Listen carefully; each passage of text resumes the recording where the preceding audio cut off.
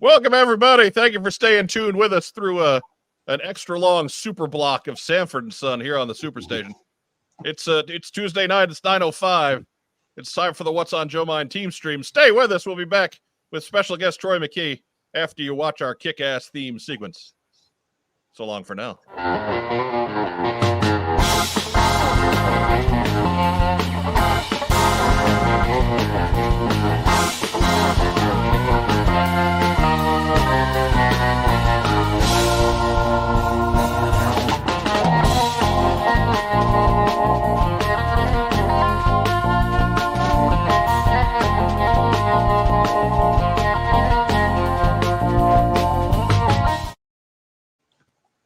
Evening, everybody. Welcome to What's on Joe Mind. We are a fan cast about the world of GI Joe. I'm your host, Mike Irizarry. How's everybody doing this evening? Ooh.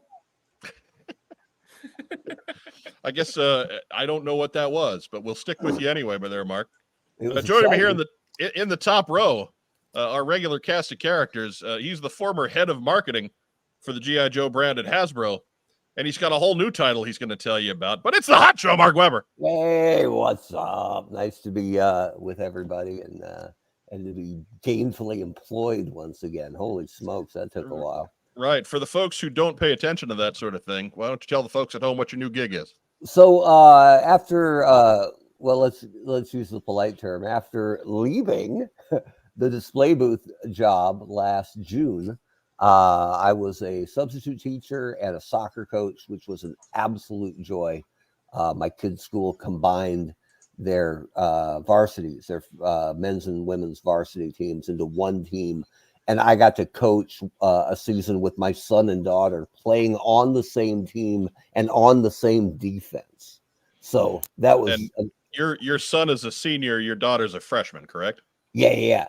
So this is the 1 year where they would have had that opportunity. Yeah. And she didn't play all the time, but Derek played every minute as the captain of the defense. So anytime Elizabeth subbed in, Derek was on the field. And it was great when Derek would, because he was the only senior on the defense.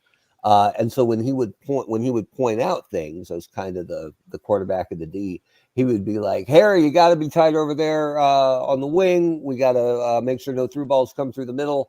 And Bobby, I want you on that line all the time. That guy's all he's doing is going down the line. And they all go, cool. But when his sister was in, he'd go around. He'd like, Harry, do this. Phil, do this. Elizabeth, what? Right? It was like Copeland in The Fugitive. Right. But yeah, she would, she didn't take direction as well as the others.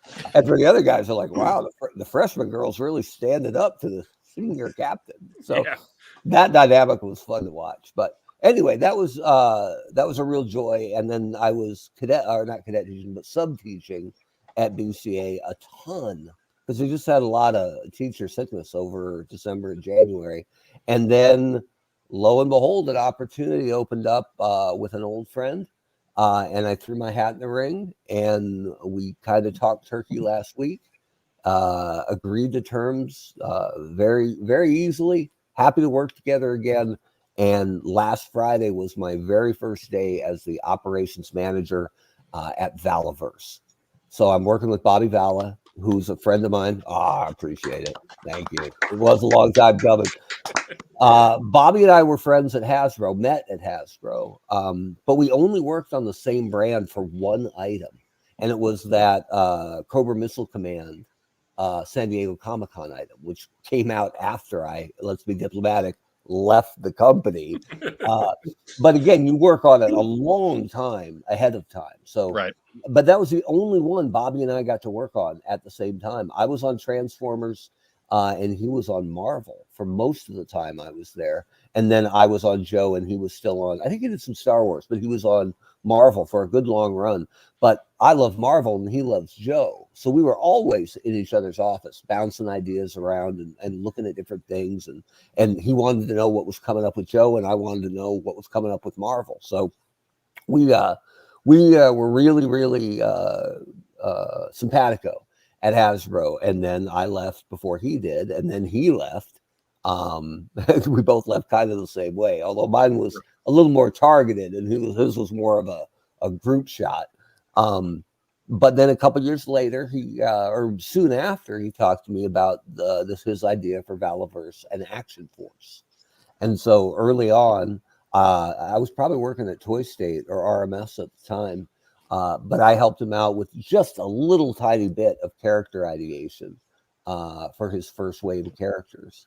Got to write a file card or two. And then his stuff continued to grow. And I kind of bounced around, and then Valaverse has grown enough that he's hiring, some full-time staff. And so I'm his first full-time employee. And so Wow. given that he built this, out of literally nothing, to have it be at a place where he can hire full-time staff, even if I'm just the first, it's kudos to him for what he's built. And I won't forget that he trusts me enough to devote some salary to as a full-time employee. And so my job is, I'm only on day 3, but most of he runs so much of it that my job is largely to free up his time, right? So he can focus on his vision for his line. And if there's more to it than that moving forward, we'll absolutely see. He and I always got along, so I think my eye for brand management will be helpful to his line.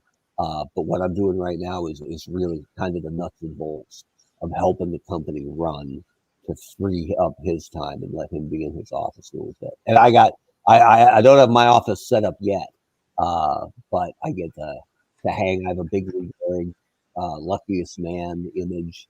I've got this fantastic poster of the White Queen with her hands over Cyclops' eyes. Really good look.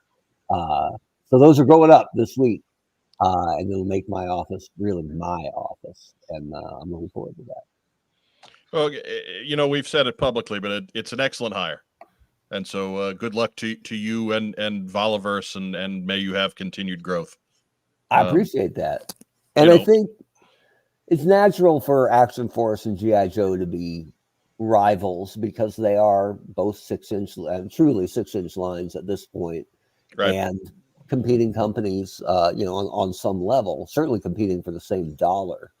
But, and I said this to Bobby this week, I really believe there's only 2 small slices of the overall military collectible fandom there's a small slice that is not a fan of Valaverse and won't buy Valaverse stuff ever. And there's a small slice that are upset and won't buy GI Joe ever. But I think those are really small slices. I think the overall pie, and Troy's part of this discussion now too, right, is the collectors are just going to collect what's cool. And so if it's cool enough, it'll find its way onto their shelves. So exactly. I don't think it has to be antagonistic at all, right? There's very few people who hate a company or a toy line so much that they won't even consider anything from it. By and large, coolness wins the wallet. So, and there's a lot out there that's really good right now. So the competition is out there, but competition is good for everybody. So I'm excited to have a dog in that fight right now, and to have a 9 to 5. I've bounced around a lot since Hasbro, and I like to think not my fault, but when I'm between jobs, it has never felt normal. I am used to going to work and punching that clock, so I'm really, really happy to be back at work. And I'm always happy to get back to work, but to be in a place where I'm surrounded by Batman drawings and He-Man figures and Lord of the Rings swords on the wall and WWE title belts hanging around, and like I'm back in the treehouse kind of, and that's really something. So it has been a really good week. Jason Thieves wants us to know that the closed caption had that as poster of Emma Frost with hands over Cyclops' thighs. Right? Sure, man. I mean, look, we're not we're not here to judge your tastes, Yeah. Mark. Whatever you think is art is art. So at some point, subjective. At some point, I'll vanish from the screen because it's 10 feet from me, and I'll bring it over and I'll show it to you. It's really cool. It's one of the covers. Yeah, it was the cover of Astonishing X-Men that John Cassaday drew, and it's incredible. Even if you don't like Cyclops, you're gonna like this. Right. Look. We don't hate Cyclops. He's just not as cool as Spider-Man. Well, I mean, I'm not putting him up against Spider-Man. Any of them. They need to make a Spider Cyclops, and now we're rolling. Right. If they get a dude who sticks to walls and shoots lasers out his eyes, and those are some big eyes, right? So I mean but. Anyways, there are some other folks that have contacted me about what this means for the show. Mark's not going anywhere. Mm-mm. So anybody who was angling for that host seat, just stop. Yeah, he's taken root. We can't get rid of him at this point. Yeah, right. This is the only job I can keep. Right. If nothing else, we've hung on to him that long. Similarly, we are not about to. Like what's on Joe Mind is not going to become the instant secret repository for Voliverse information because we don't want Mark to get fired. Yeah. I mean, it was great having Mark's the freedom of Mark's schedule for special projects here and there, but at the same time, he's got 2 kids almost in college, so we can't afford to put all 4 of them up here in the not so spacious What's on Joe Mind compound. So we need to keep him employed. Yeah. So anybody who's expecting a dramatic shift in the status quo at What's on Joe Mind, settle down. Yeah. It's not happening. Business as usual. We got more than enough to cover as it is as fans of GI Joe. Lord knows it. Last year, how many of those? I figured we were going to mix in some of those tier list things about every 6 weeks because there wouldn't be enough. No. I think we did 5 the entire year. So, and speaking of which, there's a bunch tonight.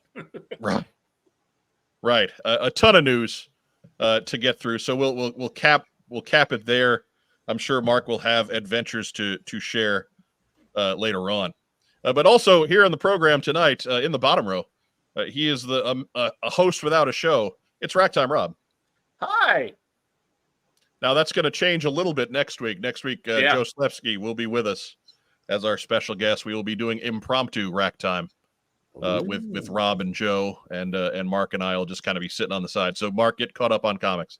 Oh, I read a whole bunch. Okay. Are they like GI Joe comics? And X-Men Yellow and X-Men Purple and Well, we have 2 spoilers. First spoiler, Duke number 2, awesome. And spoiler for the Sanford and Son Megathon that was preceded us.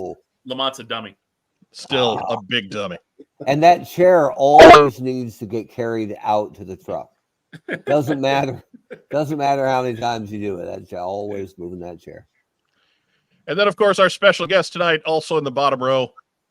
He is the head honcho over at Grindstone Toys. Hey, now. I didn't say he's not the honcho. He's the head honcho at Grindstone Toys. It's a different thing. Just saying. They're the fine folks who brought you this guy this week, right? Don't sleep on Retro Wolf Trooper / Skeletron, folks. Available for order again starting tonight at Skeletron.com. It's right now. You can go order that figure. Right. So. I got a slide for it later. We'll remind him later. So, but that's Troy right there. That's Troy's gang that releasing that under the Skeletron line. Yeah. And we will talk about that and some more other projects he's got coming down the pike. As of course, Troy's been on several times in recent months to talk about Callsign Longbow. So we'll have some Callsign Longbow updates. We'll have some Marauder O-ring updates. We got stuff to talk about. We'll chit chat. No big whoop. But we will. Let's go ahead and roll into community calendar. Let me find my brand new community calendar intro. Uh-oh. This should be interesting. Community calendar. Community calendar. Community calendar. Community calendar. On a bus, on a psychedelic trip. Community calendar. Community calendar.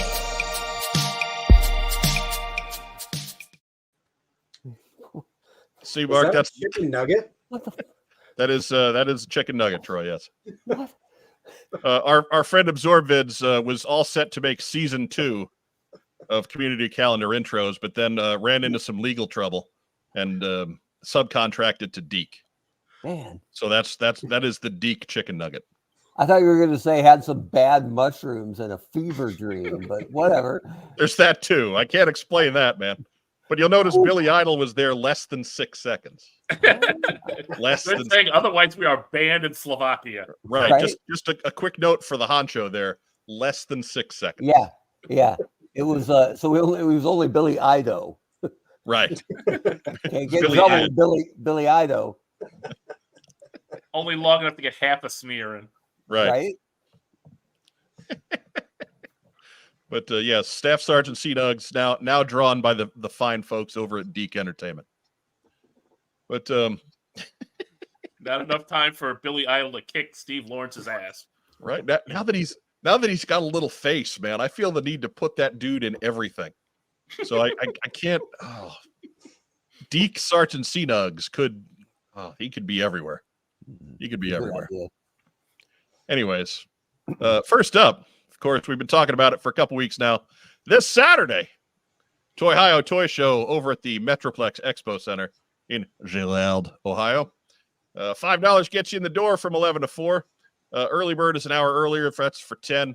Parking is free. Your chance to hug Dave Draper, low. Yeah. Low at that show. They're not terribly possible, as I don't think Dave Draper's making the trip from St. Louis or Springfield, Illinois, rather, to Toy-Hio. But you can get all the tickets and information you need about their special guests. You can see them on the screen there. But if you need more, toyhiotoyshow.weebly.com. Weebly? Sure. What's Okay. Weebly? Troy, do you know what Weebly is? I think that's a company where you can build your own websites. Oh, All right. That's my guess too, but we'll go with that. But next up, same weekend, but on Sunday, that is After Action reports Roger Taft and GI Joe returning at Mini CollectorCon. oh, I'm getting some vendor space there, baby. No, you're not. No, Mark. you're It's not. sold out. It is sold What? out. That is from 9 to 3. Vintage and modern GI Joe toys available there at 3500 South Goldenrod in Orlando, Florida. So if you're in town with the kids for some Disney vacation, it's a heck of a lot less to get in a Mini CollectorCon. They are Mini CollectorCon is not. They are accepting full size collectors into the show. It's just not a big show. But you can purchase little collectors. Right. I mean, absolutely, because they are showcased there. It is Mini CollectorCon. I thought I was going to show up and be like their king, right? That'd be awesome. I mean, Roger's 6'6", right? I mean, Roger's a huge individual. Well, I'd have to fight him, but Right. He's wandering around with a mini collector in each hand, just no, I bet he's just sitting in a mobile chair petting the cat, right? Yeah. I asked him if the cat would be in attendance, and he was non-committal. That's So- better than a flat no. Not too many people Right. walk their cats. So, Right. No disrespect to the cat, but in that picture, it does look like he's wearing a Mo Howard wig. Yeah, I'll give you that. Mo was the leader, at least. Yeah. I mean, the cat is He's about to do this to Roger. Boing. right. That's why he's wearing glasses. Right. Yeah. That's why he's got the lenses there. Yeah. Because sometimes you can't get up the patented defense move. Cheapest Big Spender says, sounds like that toy show is size shaming. Yes, it does. It does sound like that, but I promise you that they are not. I believe there is just some misunderstanding as to what the mini applies to, be it the collectors or the con or the collector con. Your guess is as good as mine, but either way, that is Sunday from 9 to 3 in Orlando. So if you're anywhere in Central Florida, be sure to give that one a check. I don't believe there's any kind of admission on this one. They are on Facebook. You can head over to check out their page there, see if there's any details that we're leaving out.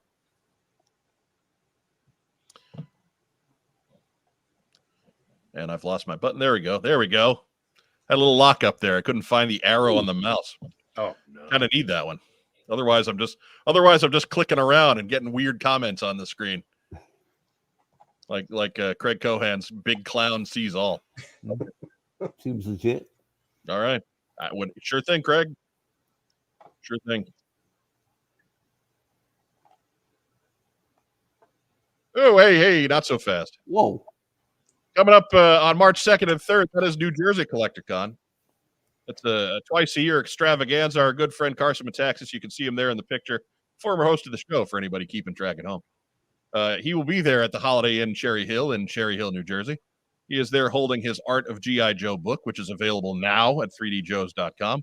He will have some books in with him at the show. So if you want to catch him at the big program, I believe he'll sign it for you. Mm-hmm. Lord knows it's a 20-pound book, so bring a sturdy bag for that one. There no supermarket bag for the Art of GI Joe. Yeah, it's like a circus game, right? Try to lift the book. Right. I mean, you see Carson's doing a pose there. You can see the veins popping on his forearms. Yeah, because clearly he's been holding it for more than 6 or 7 seconds. I think that's actually one of those headless statues that you stand behind to get a photo. He's not really holding that book. Come on. Just a cardboard cutout of himself. Yeah, pretty much. That you've made it in the big time when you have standees of yourself. Buy my book. Right? You don't that's why you can't see him standing behind it, because he fits perfectly. Yeah. Dude, he looks happy, but if you really zoom in and look at those eyes, he's like, snap the picture. Snap the picture. Take the photo. Before I drop this on my foot. Right. But you can get all the admission and information at histank.com or at NJCC on Facebook. They do have more guests than just Carson. He's just the one that we took a picture of and slapped it up on a slide. I guarantee Carson has the best and heaviest book. He's the headliner. Come on. Yeah, I promise you, he's easily got the heaviest book in attendance. Got that right. But again, if you're anywhere around Cherry Hill, New Jersey, and frankly, who's not? Because you're never more than a couple hours drive from Cherry Hill, New Jersey. You have no excuse not to get to New Jersey CollectorCon, March 2nd and 3rd. That is 3 weeks, 4 weeks, 4 weeks, 4 weeks, 4 weeks. 4 weeks. Community calendar starting to load up, folks. If you got shows, be sure to get them to us. Yeah. Next up, hey, we got these shows here in North Carolina on February 17th at West End Plaza Events Center in Salisbury. That is from 9 to 4. That is a $5 admission show. I believe that one is sports cards, toys, and comic books. On the 9th and 10th, I think that is just a toy and comic show. That is in the Kerr Scott Building in Raleigh, North Carolina. That is 9 to 4 on Saturday, 10 to 4 on Sunday. $5 for one day, $8 for the weekend. It's a bargain at twice the price. Free parking at all shows. Catch all the details at InsidePitchPromo.com for any of the Inside Pitch promotion shows. They do about one a month. So if you're in and around North Carolina, got some opportunities there to get yourself out to a pretty good size toy and comic show. Troy, you're nowhere close to there. You going to show up at one? No, I think I'm going to pass on that for now. All right. All right. He's booked, man. He's busy.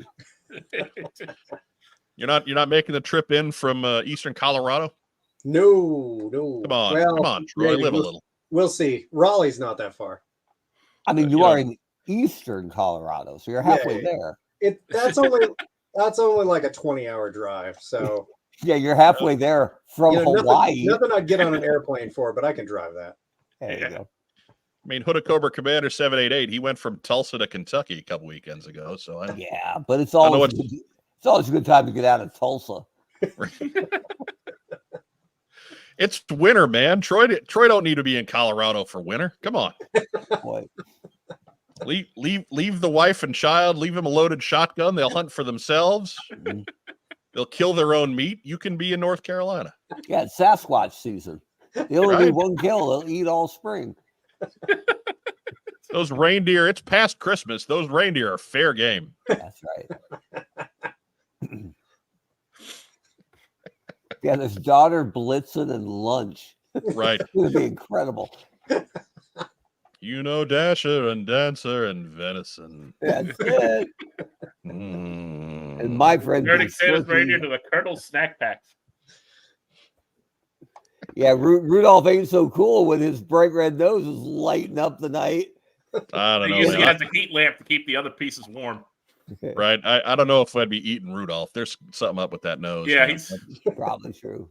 That can't be good. That's got to be Rudolph gamey. hanging out with Cyclops. Yeah, it's got to be gamey. If he's lucky. Or one of the Batmen. I went there. Cyclops is recruiting him to play for the Xavier track team. Anyways, if you're around North Carolina again, February 17th in Salisbury, March 9th and 10th in Raleigh, check out the website insidepitchpromo.com for all the details. And of course, Awesome Con happening March 8th to 10th. That's in Washington, D.C. at the Walter E. Washington Convention Center. That's the guy they named the town after. I've made that joke 3 weeks in a row. I know. I don't care. I'm doing it again. Other guests include Arthur Adams, Hayden Christian, Rosario Dawson, Tom Kenny, Jeff Loeb, Michael Rosenbaum, Tom Welling, Ming-Na Wen, The Wristlock, Wes Whitlock, and many, many more. This is a big con, so make sure you're checking out awesomecon.com to get all the details. It's one of those where you have to pay in advance for autographs and things like that. So if you're interested at all in Awesome Con, again, get to that website. Joe Colton is there as a guest. She's not just there holding a booth or nothing. She is an actual honest to God guest at this con with the Wristlock. So be sure to say hi to them if you get the opportunity to get yourself out to Awesome Con. Autographs extra for Joe Colton's line if you're wearing a Rakondo hat. Right. I think just be thankful you don't get punched in the throat if that's the case. You want to save money, fold that flap down, get your autograph, then leave, and you can resume your activity. Do we have a lead on a baby sized boonie hat yet? No. Ooh, good call, man. No. Yes, Good maybe. call. We would have to coordinate that with Wes to just have it on the kid's head when Joe gets home from a run or groceries or work or whatever, right? That's I hadn't thought of that, but he could be our inside man on that one. Just walk in the door and there's the pride and joy of her life wearing something she hates. Oh. And I don't mind plotting this on the show either, because we know she's not watching. So right. So it's we can speak freely here. You have no fear of reprisal. Plus, we gotta go in for the fake mustache. You know, that's not gonna irritate baby skin. Right? Yeah.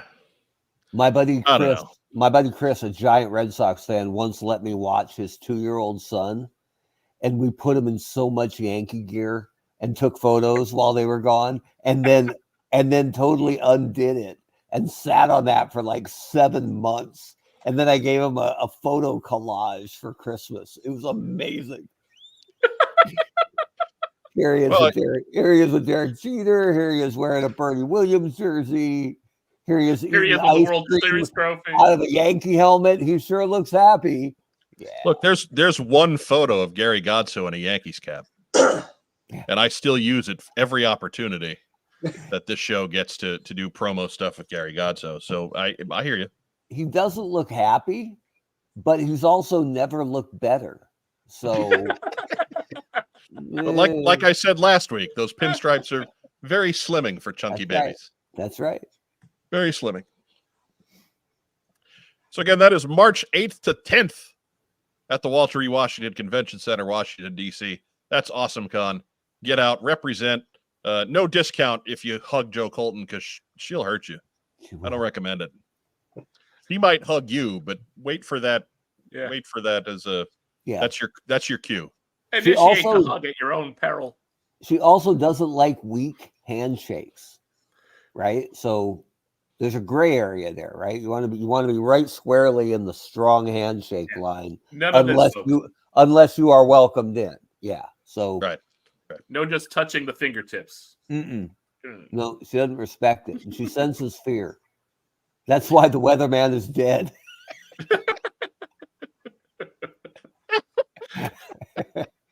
She senses fear. Yeah. Oh. Sean Russell notes there are two things absolute about Jill Colton. She's not watching the show and she's not plugging the show. No, she's not.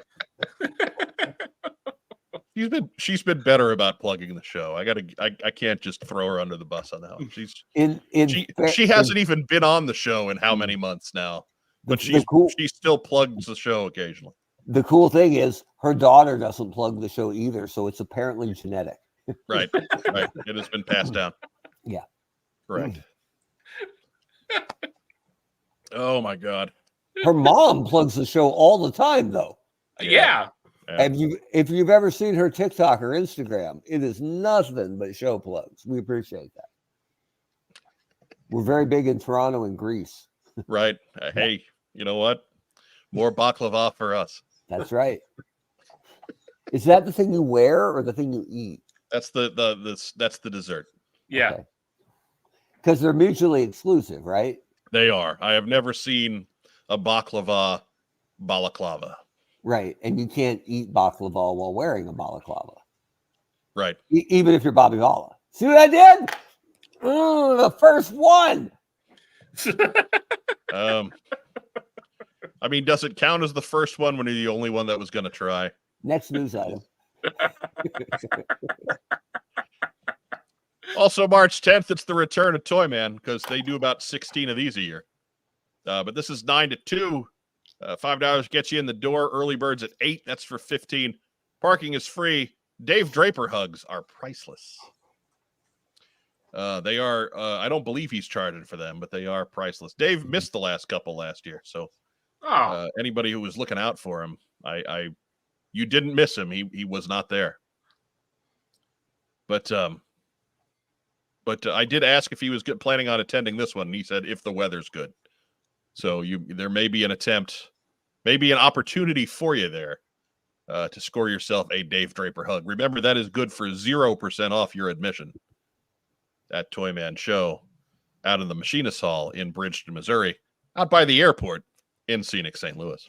I hope he can make it because I heard this might be the last Toyman Show ever. No, there's like 7 more after this, I think. Yeah, there's more. Yeah, doesn't mean this one won't be good. No, Toyman it's a 2-story building that they fill with vendors. It is never a small deal, and there's artists, there's craftspeople. I mean, there's toys going back to the 20s and 30s. Every time out, you cannot beat Toyman for just sheer breadth of product that you're going to find. There's jugglers, there's fire breathers, there's Virgil over there in the corner. Usually just at Christmas, but Virgil's in the corner. You know where Ted DiBiase is? Somewhere else. I heard Virgil wasn't doing real well. I heard Virgil was sick, so we don't. I don't want to. I don't feel good. Feels like we're punching down on Virgil. Right, I don't want to do that. I didn't know. I understand. That's why I'm letting you know. All right, fair enough. That's why I'm letting you know. Forget I said that. It was pretty good though. It wasn't bad. But that does open things up for Ted DiBiase. Yeah, right. True. Provided he's not doing time with his pal Brett Favre. Right. Or his son. Oh. Right. Anyways. So that's Toyman. I think they went from 7 shows a year to 8 shows a year. That's how good Toyman is. Right. They're adding more shows. That is March 10th from 9 to 2. Make sure you get yourself there. Hey, that's it for community calendar. Ooh. That was a nude photo of me. Well, no, because that would be like one of those slim good body things, right? It would be with the see-through skin. Oh, man. Ratings are going to suck this week. With the Mark Webber centerfold. Oh. My eyes! Yeah, right? You're doing that Burt Reynolds pose, but no one could tell. I was. Lens flare. Community calendar is brought to you by Roma Collectibles, the official traveling vintage toy retailer. What's on Joe Mind? If you're anywhere around Central Ohio, make sure you get out to Roma Collectibles, the toy store. That is at 1030 Upper Valley Pike in Springfield, Ohio. You can see the store hours there. Wednesday through Saturday, 12 to 7, Sunday, 12 to 5. Always buying collections, big or small. Those people in the picture there, don't let them bite you. Yeah. That's really the best advice we can give you. If you see either of those folks, alert the proper authorities and do not let them bite you. That is a terrible plan. Hey, those are your genial yet wacky proprietors of that. They're very friendly, but no biting. Just no biting. That's They're it. nice, Community. but they haven't had their shots. Right. That's it for community calendar. Community calendar. Community calendar. Community calendar. Community calendar. I'm on a bus on a psychedelic trip. Community calendar. Community calendar.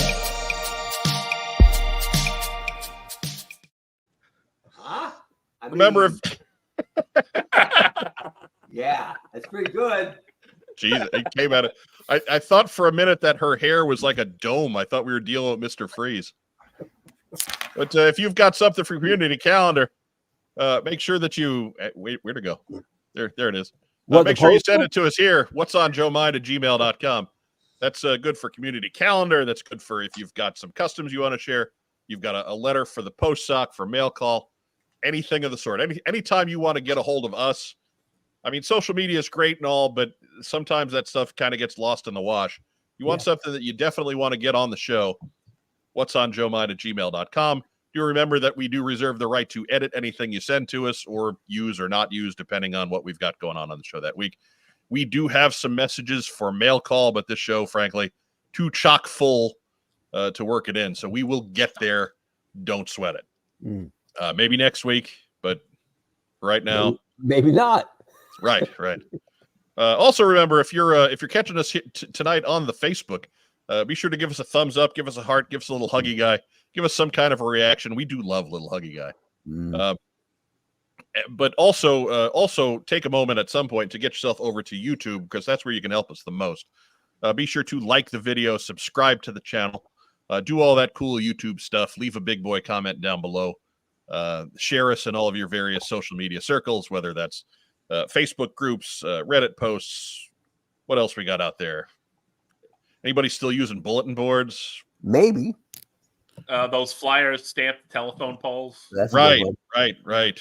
Just scribble our web address on a penguin that's passing by if you can.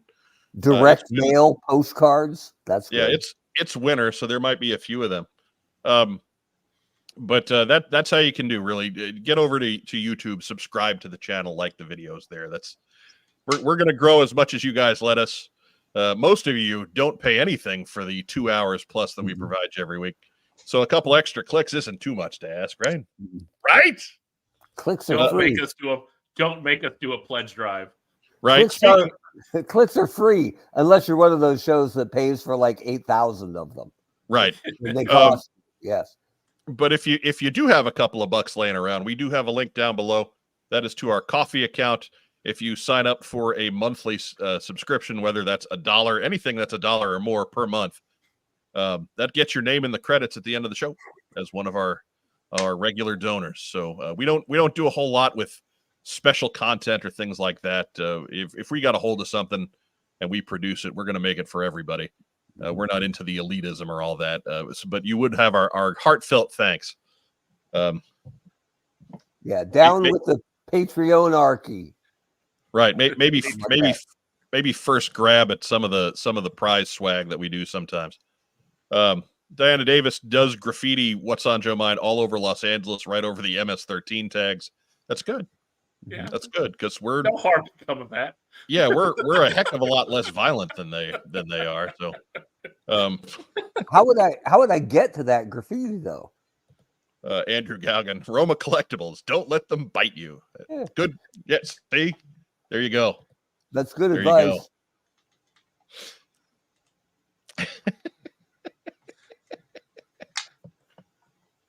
Don't be surprised if young men with face tattoos contact you, but otherwise it's cool. Look, wouldn't be the first time. Yeah. Wouldn't be the first time. We'll cross that bridge if we come to it. Yeah. And we're like, dear Cody, stop emailing us. It's time for the news.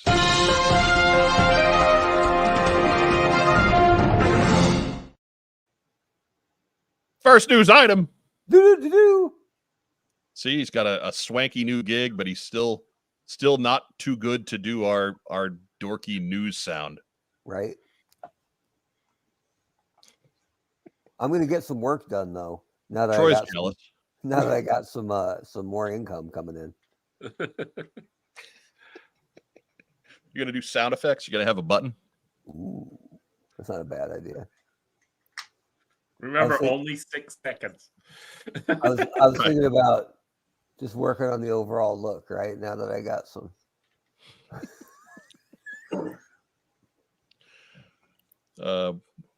One-eyed biker says, I usually catch you guys on replay, but I wanted to hop on and say congrats to the honcho.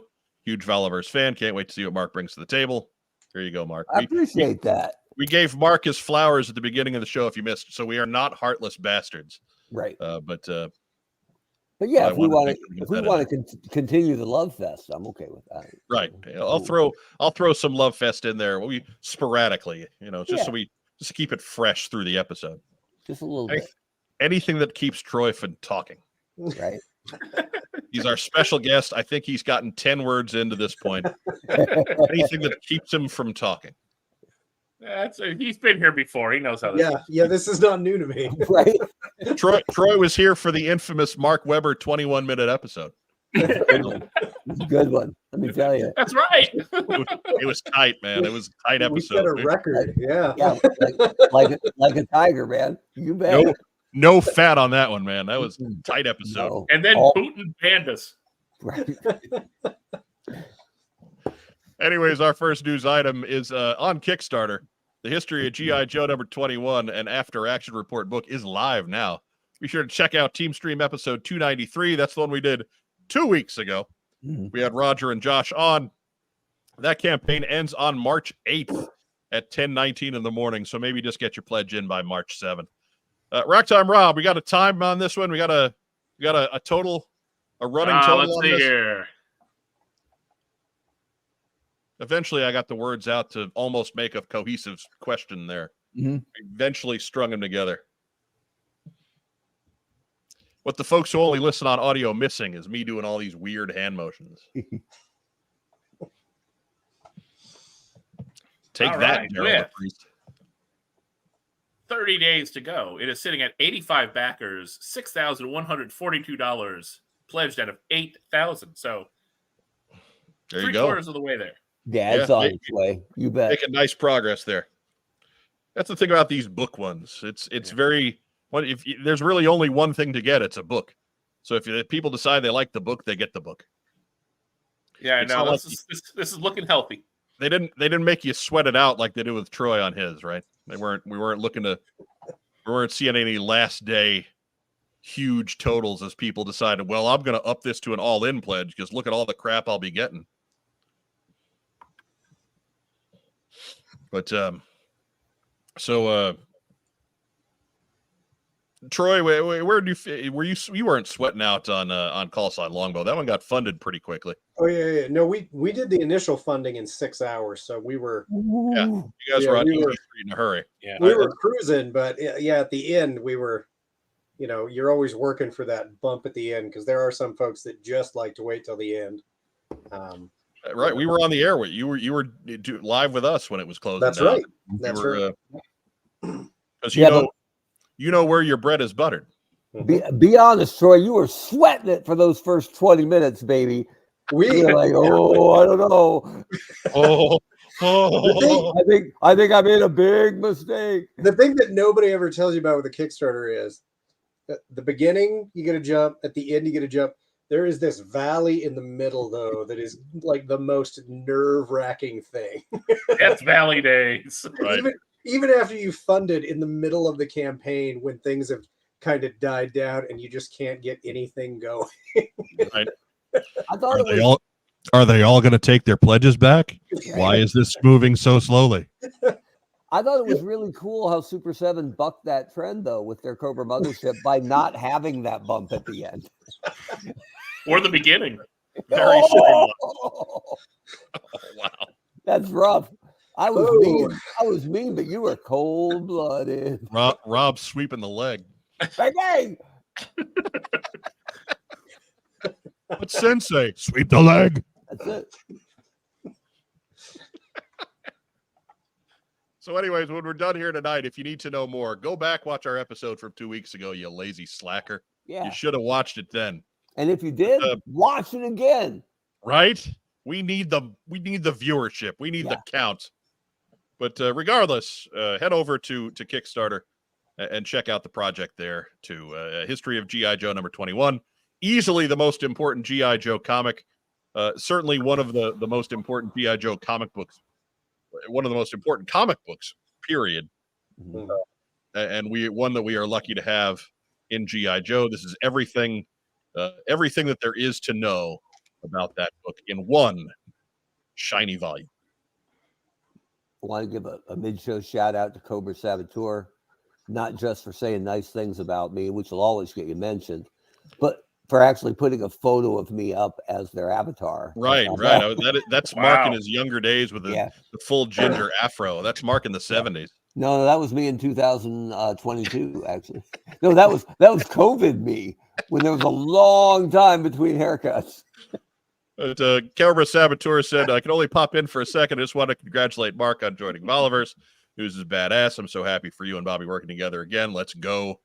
Love and it. Then devil fingers.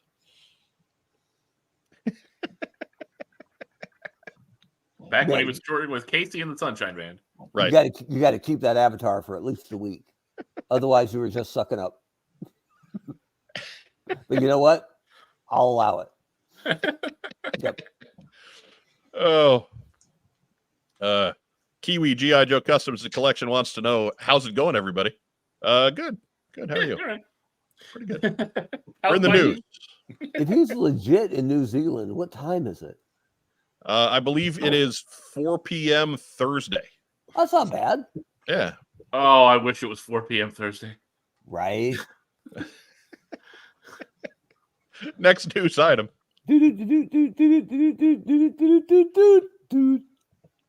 All right, Mario. A little Mario flavor there. But Heavy Armor Toys Commandos Wave 2 available for order now. That is at hatoys.ecrater.com. You can see the 4 selections available to you there. We got Commando in a ball cap. We got Commando with mustache. We got normal-looking Commando and other normal-looking Commando. I think they have different hair colors. But again, check them out at hatoys.ecrater.com, or you can follow Heavy Armor Toys on Facebook. If you're looking to pad out the green shirt legions of your GI Joe, or if you're just looking to well, I guess really whatever you're doing, you're going to be filling out the ranks, whether it's for Joe or for, say, Callsign Longbow, or any of the other great O-ring offerings that we've got going on in the coming years. Heavy Armor Toys is right there with them. Same nice wrist articulation as all these other new figures. Good stuff. So be sure to check them out. And yeah, be sure pause the screen right there so you can get the website down, because it's a little weird. But support small manufacturers, high quality merchandise. Jake Rose says HA Toys going commando. Well, I mean, that sounds personal, but clearly it's right there on the placard, so they're not wrong. Not quite thick in the crotch though, but you know. No. I mean, no. But they come with both milk chocolate and caramel boots. I still have that banner ready to go right there. Yeah. Like that banner's never gone away. Not even Weber can get that button removed. Nope. So I'll tell you what, though, if you let that trademark expire, my count's on it. I'm just saying. I mean, right there. I think I just refreshed it there, so it's not going to work too well. We are actively defending that trademark. You're going to have to once every 6 years. Make sure you run that banner. That is That is not going in the Steel Brigade fund. Right? Oh my god. It's sneaking in clutch, bro. Next news item. Do-do-do-do. I mean, come Hey, on. we did allude to this earlier, but right there, Skeletron's got their 4-inch and 3 3/4-inch offerings available on their website right now for pre-order. They are checking in at $26.99 a piece, $4 shipping in the U.S. So you might be thinking, hey, that $26.99 is a little high, but not when you figure it in with $4 shipping. Nope. That's kind of an equalizer right there. They are available now for pre-order. Are they in stock or are they had pre-orders at this point? They are in stock. Okay. Not for So long. So Yeah. I was not crazy. Get them quick. Holy Right. Also available are the 3-pack Skeledrones, which got sent out a little while back. They the 3 of them are $17.99 and they are neat. I've got them over in what passes as a photo lab at the moment, so I don't have them handy to show off. But as we said earlier in the show, do not sleep on this guy. He is incredible, and we'll take I'll fidget with him in front of the camera a little bit more as we get later in the show. You can see the website there, www.skeletron.com, and that is as of about 4 hours ago. Those suckers went live, so get them while they're hot, and they're going to be hot for a while. Yeah. And don't sleep on the Skeledrones too, because hardly anybody has just 3, right? Because it's more fun to have 33 or 60. Like, come on. Yeah, I only have 3. Oh, dude. Not for Buy long. more dude. stuff. Troy's children need wine. I heard you only have 1 and Rob has 2. How'd that happen? Rob doesn't have Rob's not cool enough to have 1 Skeledrone. know. Just saying. I can see all 3 of them from here, so I did. He doesn't have any. He only has 1, but it's the Skeledrone from Earth 755. So They're he's still totally trying to dig out the target from the that poor from the target. display station. Yeah, the one that crashed down in head first. Yeah, I was going to help that guy, but I don't go to Target. Skeletron in the chat saying Weber gets it. Yeah, hey, look, you probably can't see it, and I'm doing a bad job of getting out of the way of it, but they're back there. Hold on. Right, and those suckers are pretty neat too. There's a lot of posability there for a head on essentially a quadruped. All 4 legs move, the head moves. Yeah. Yeah, it's no small potatoes on that. You're getting your money's worth at 3 of them for $17.99. Great value there. Lots of play. And the best thing, no brutal chest cut.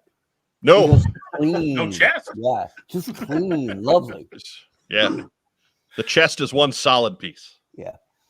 I can't pose them. It doesn't have a chest cut. What's important here is you're not bitter. I'm not bitter, but now I got a chance, right? Now I got a seat at the table. We'll He's see mad about with that. power. We'll see about that brutal chest cut. Right. Mark's gonna be showing up for work in a lab coat, trying to figure out new ways to make the human torso move. A lab coat and nothing else, and just go. Well, Come at me, bro. He shall summon his designers by picking up an X-Acto knife. Right. Right. That's exactly right. It's how it works. What do you do with that?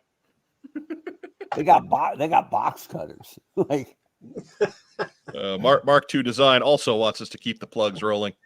He'll be on the show before too long. I think we got Mark Gerwig coming back March 5th. He'll have some news by that point.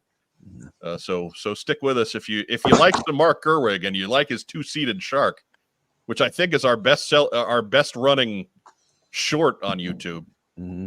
Is him showing off his 2-seater 3D printed shark. Yeah, so he'll be back in March. People have never seen a shark you can sit in. That's Right. brand new. That's like a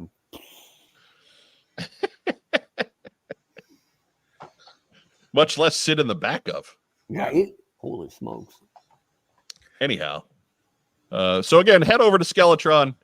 Check out their fine offerings. Don't sleep on the Skeletron figures. Last week was a week, right? Yeah. my Skeletron figure showed up in the mail, and it made it a better week, certainly. Yeah. Hard to argue that. If you want to sleep on them, you probably can, because somebody else is going to buy them. Right. So you have an opportunity here, right? No pressure. Right. The Skeletron people will not lose sleep because someone else will happily buy their toys. Can you imagine the regret you'll feel, though, seeing your stuff in someone else's house? That's hard. That's hard. Congratulations on that, Troy, because that is the first Grindstone Toys action figure to hit the market, correct? Correct. Yep. That is, yeah. So for anybody who's in on the 3.3 3¾ O-ring Wolf Trooper, that is a sneaky Troy McKee action figure in disguise. Yeah. And a collector's item. Look, we support the entire community. We love the collectors who have turned into businessmen and are turning out good stuff. And Troy is an old friend, so we would never ever sandbag him. He's waiting for the curveball that I'm not going to throw. I know it's coming. That I'm not going to legit. These are friggin' phenomenal. And if you didn't know about them, or I can't even imagine someone being on the fence about this, but dig it. You're getting the gigantic gold medal triple recommendation from the entire What's on Joe Mind crew. These absolutely flat out rock. Go get them. What's surprising is that I got to hold these in my hot little hands at Kentuckiana, right? Mm-hmm. Skeletron had sent those out with an agent who I don't know if his identity is public knowledge or not. But so I got and I took a picture of it to send to Rob and Mark, and then because I figured it was easier to ask forgiveness than beg permission, I included it on a post to both Facebook and Instagram, and nobody said anything. And I was like, oh my God. So I could, if Lord knows, if you people were paying attention, you could have known about it a lot earlier. And no, you no. No, I think people recognized that they were just keeping it on the down low because they wanted to order more, right? They didn't want their friends to know about it. Either that, or they were trying to figure out how many beachheads I got now. Is it possible that agent's name rhymed with Feral the Beast? No. Okay. Just checking. Just checking. You never know. No. Okay. Anyways, Troy's head's getting big. So next news item. Right. Damn, Troy, relax, would you? Right. Also revealed this week, the long-awaited, and I'm putting that in serious quotes, McFarlane Toys Page Punchers. Look, these are fine. They're $17.99 per pack. Duke and Snake Eyes are one pack. Cobra Commander and Crimson Guard are the other. Each pack includes 2 comics and just 1 display stand per pack, not 2, as I just wasn't able to change the slide. So 2 comics, 1 display stand, for the record. And these are great. If you're just into little tchotchke type stuff, these are fine. It kind of threw me a little bit today, just the breathless exposition that was being handed to McFarlane Page Punchers, right? Like the last time we saw Joe's in this scale was Sigma 6 and we panned them, right? Refresh my memory. Were those were even smaller, weren't they? Were those 2.5? I think in some cases, yeah. But yeah, I mean, the community really hasn't had anything to scratch that 3-inch figure itch. like ever. Right. I just ask. Yeah, I mean they're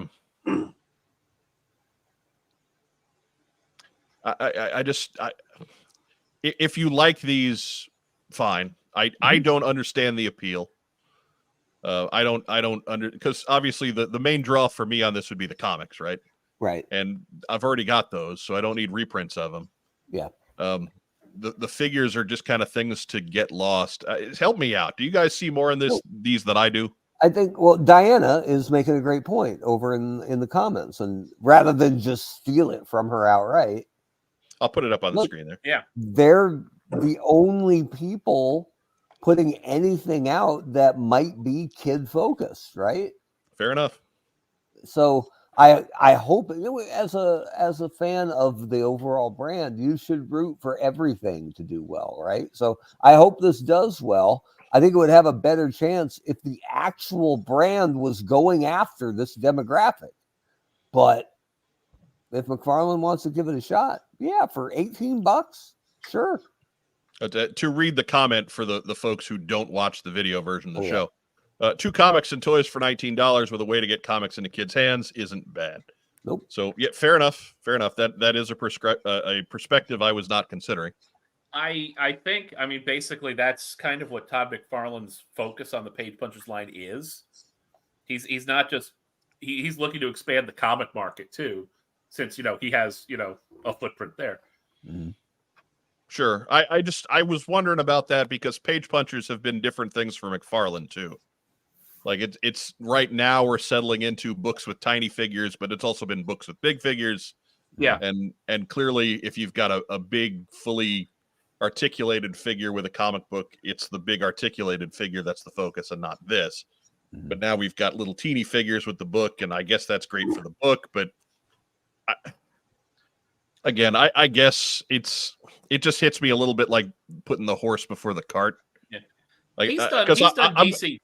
He's done DC 3-inch figures with the comics too. So yeah. But I maintain that if you really wanted to get GI Joe in front of a young audience, you would put together some kind of animation project for it. And I'll continue to just beat that cowbell. I know nobody's listening to it that matters, but come on, guys. Not you guys, but But folks that can put together animated projects, guys. Right. If comics today are what, $4 on average, right? Right. You're getting 2 full scale comics, so that's 8 of the $18. Yeah. You're getting 2 figures for $10. They are what they are, but what kind of figure are you getting for $5 these days? Right. So they don't do much, and they don't have much as far as weapons or accessories, but they don't look bad. So no. Okay. I hope they do well. I don't need them in my collection, but I hope they do great. Right. And the comic stand is kind of nice. That's kind of neat. I could see some folks picking them up just to get the GI Joe specific comic stand. Yep. And if you're throwing the rest of them away, that stand is only $18. Jim on Sports asks more cowbell. We should probably ban that guy. Yeah, he's up to no good. That's 5 minutes. That guy's got a fever. He gets 5 minutes in the penalty box with Stinky. Yeah. I'm tempted to put him in timeout, but let me ban him. Let me ban him. I'm good at that. I haven't got all the Irazaris yet. Uh-oh, what happened to Troy? Hey! I banned him. Mark broke Troy. Oh. What happened, Troy? I just had a cough. All right. You can just mute the microphone for that, right? That's your cough button? You hang up? No, that just turns off the screen. You can turn the screen off. So he coughed so hard that it took him completely out of the picture. No, I think he coughed himself into the future. That's awesome. What a terrible mutant power. It's like Captain Atom. All of a sudden, Cyclops ain't so lame. No, he's still pretty lame. Come on. There's another version of him where he shaved half of his head and grew the other hair long. It was incredible. Maybe you like that version better. I'm gonna guess not, but sure. For the sake of argument, sure. I love how everyone goes on about the Age of Apocalypse variants. I'm like, these things look like crap. Yeah. Figure 6-pack says I need to control the banhammer. It's getting out of control. I didn't even do anything that time. Right. Oh. But next news item. Do. Hey, now we're getting into the main stuff here. Super 7 revealed images of Ultimates Wave 6. Their pre-orders are open now at finer retailers online everywhere. They are coming in at $54.99 a piece. give or take, just like everything else in the Ultimates line. They are expected in October. You can see there are the three ladies appearing as they did in Deke cartoons, much like Chicken Nugget Guy. Mhm.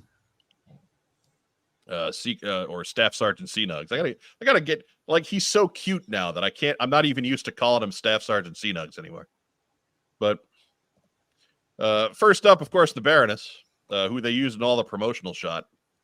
I thought it was weird that putting the Baroness in a deer skull was the way they went, but I guess it did get the point across. No, people are searching for horny Baroness, and that's what they get. That's what they get. Yep. That comes with extra hands and extra head. The wearable deer skull. That is from Operation Dragonfire. She's got a pistol. She's got a submachine gun. She's got Cobra Commander in snake form. And she has a distinct distaste for Zorana. Yeah. But these are cool, right? Like, you've already got the parts made, so why not on these, right? Look, I know it's Deke. Nobody likes Deke, but Yeah. You have to pay for the mold somehow. They might as well earn their keep by doing some cheap repaints. I bet these are not going to be deep production runs.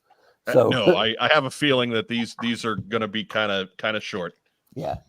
20 years from now, these are the valuable ones. So if you're a speculator, right. But it is cool to do the Baroness in blue, right? Like, right. That's not an awful look. Yeah. So. Yeah, they're fun for what they are. Yeah. What do you think, Troy? Have you been getting any of the Super 7 stuff? You know, I haven't been buying any of the Ultimate stuff just because it's in a different scale than what I'm used to. I've picked up a couple of the reaction figures here and there, but I haven't pulled the trigger on these. They look great, and I kind of, like the Deke stuff. At least it's, interesting to me, but not something I'm clamoring for. Right. I mean, if you're a Baroness fan, this is a pretty good Baroness. So yeah. I have the bat, right? An Ultimate's bat. It's a good figure. Right. But I got it at the time because Hasbro hadn't announced the bat yet. So I like what they're doing here. But I don't know. It's it is kind of uncharted territory, right? This is fresh hunting grounds, the Deke series. But guess what? Everyone hated Deke. Well, so that's why they're doing the Deke versions of characters people like. Right? Everybody hates Deke that we talk to, but there's a lot of folks younger than us that Deke is what they knew. Yeah. I guess that's fair. But it's kind of like getting the Highlander license, right? Eventually you're doing Highlander 2. And everybody's like, yeah. Or a show we just found out about the other day, Highlander animated. Ooh, that sounds awful. We didn't stick around for much, but it certainly was. Oof. It appeared to be very French in origin. But very, even more French than Christopher Lambert. But let's see. Firefly says he'll be all over Chef Destro and Chef Battle Arbor Cobra Commander. Look, that was one of the moments from that show that actually made me chuckle out loud when you're hearing Cobra Commander singing "Someone's in the Kitchen with Cobra." It just not as a centerpiece or anything, just as kind of background noise. You could tell he did that off script, and it cracked me up. But all right, that I may need to say. That was good stuff. Also here in Wave 6, Lady J in her purple gear, which looks just like Lady J in her regular gear, except she's got purple gloves and boots. She's got 3 sets of extra hands. She's got 2 extra heads. I believe she's got pensive head. She's got smiling head, and she's got radio head. Which one's smiling? I think the one she's in is kind of happier. I guess. She's got Baroness's rifle from 1984. She's got a knife. She's got 2 of her javelins, and she's got a canteen that is clearly filled with scotch. Why does she have the Baroness's rifle? I don't know. Unless she's just being a bitch. I mean, maybe she stole it. How are you going to steal a rifle from a sister? Come on. Hey, that Baroness is a hussy. I guess she was all making the moves on Flint. Maybe that's why her happy face ain't so happy. That could be. But if you'll remember, in the Deke run, Lady J was more flirtatious with Captain Gridiron than she was with Flint. Oh, Yeah, like Flint had moved on to Eco Force. You never saw Flint and Lady J together in a Deke cartoon. well, quarterback Talk always about a gets the toxic girl. relation. Firefly notes that D-Day Alcatraz is the episode with singing Cobra Commander. Still Chris Latta too, so funny stuff. And then of course that wave rounds out with Scarlet in her purple togs. Something about purple. She's got 3 sets of extra hands. She's got 2 extra heads. She much like Lady J, she's got a regular head and pensive head and radio head. She's got a rifle. She's got a pistol. She's got a knife. She's got a credit card for shopping. Come on. And she's got some lazy 90s sexism. But yeah, Scarlet, like Lady J, as character-wise, was not betrayed too much by the Deke series. Scarlet was the one that they decided to really girl up on, and I use the term "girl up" in quotes. And that suddenly she was only interested in shopping and makeup and girl things. Oh, Which, yeah, of all of the ladies on the Joe team, that's just not the one, right? yeah. But again, she's got a credit card, so those of you with bad credit, this Scarlet is for you. Man. It is kind of the Laker girls variant, right? Like, Yeah. If you do order the entire wave, you do get a weapons pack, which has the more standard weapons that we're used to associating with these. It's got Scarlet's crossbow and a quiver. It's got Lady J's javelin launcher, etc., etc. So, yeah, I mean, it's fun. It's fun stuff. I'm not going to defend the quality of Deke cartoons because, Lord knows, Deke did make some good cartoons, but GI Joe wasn't one of them. Mm-mm. Yeah. So if you buy all 3, you get the weapons they should have included with them. Correct. Yes. That's a Except weird the marketing. Baroness, we have to get Lady J. That's a weird marketing strategy. Kind of. I'm taking notes. Yeah, right. Right. You've got all the marketing you need, Troy. Your stuff is sticking the crotch. Yeah. I mean, so is Scarlet, apparently. But I mean, Troy's got the what's on Joe mind at launch and close. That's what he's got. And look at the success he's had. Yeah, that's it. Try not to tell anyone. But yeah, it's again, I don't want to be dismissive because again, for some folks, Deke is their GI Joe, and everything that came afterwards is the stuff that's wrong or weird or different. But yeah, there was some lazy writing on Deke cartoons. We'll just leave it at that. They didn't age as well as their Sunbow counterparts. Speaking of lazy writing, Sir James over there with one of the posts of the night. That is a dad joke of the highest order. Well done, sir.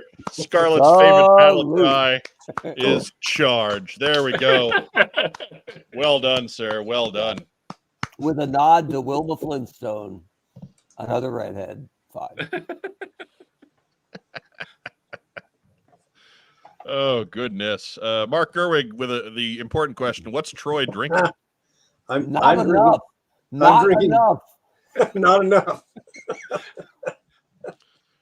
I've got bourbon and Coke.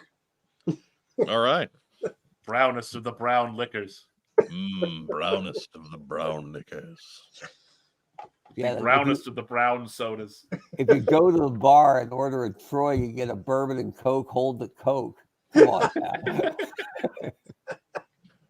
But Sir James also can't take credit. It's straight from the episode. So okay, bravo, Deke writers. Right? Here I go dismissing you, and you give us the No. dad joke of the night. And Well then done. Sir James goes subtle with it. Can't take credit, right? Get out of here with that. Sandman, get him out of here.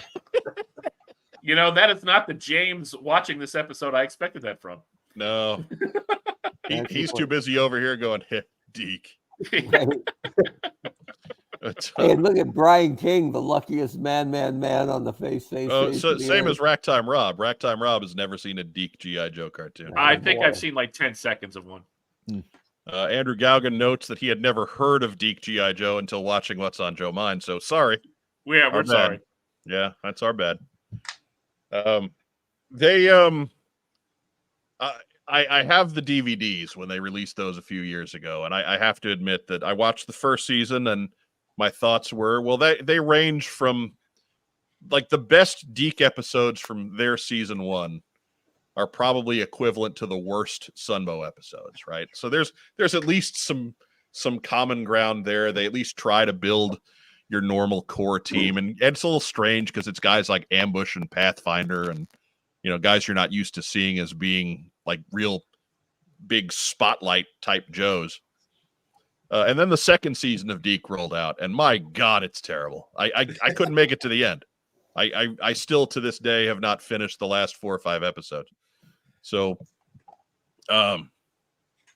it's they're not necessarily the best. They're especially that second season is really poor. But the first season is okay.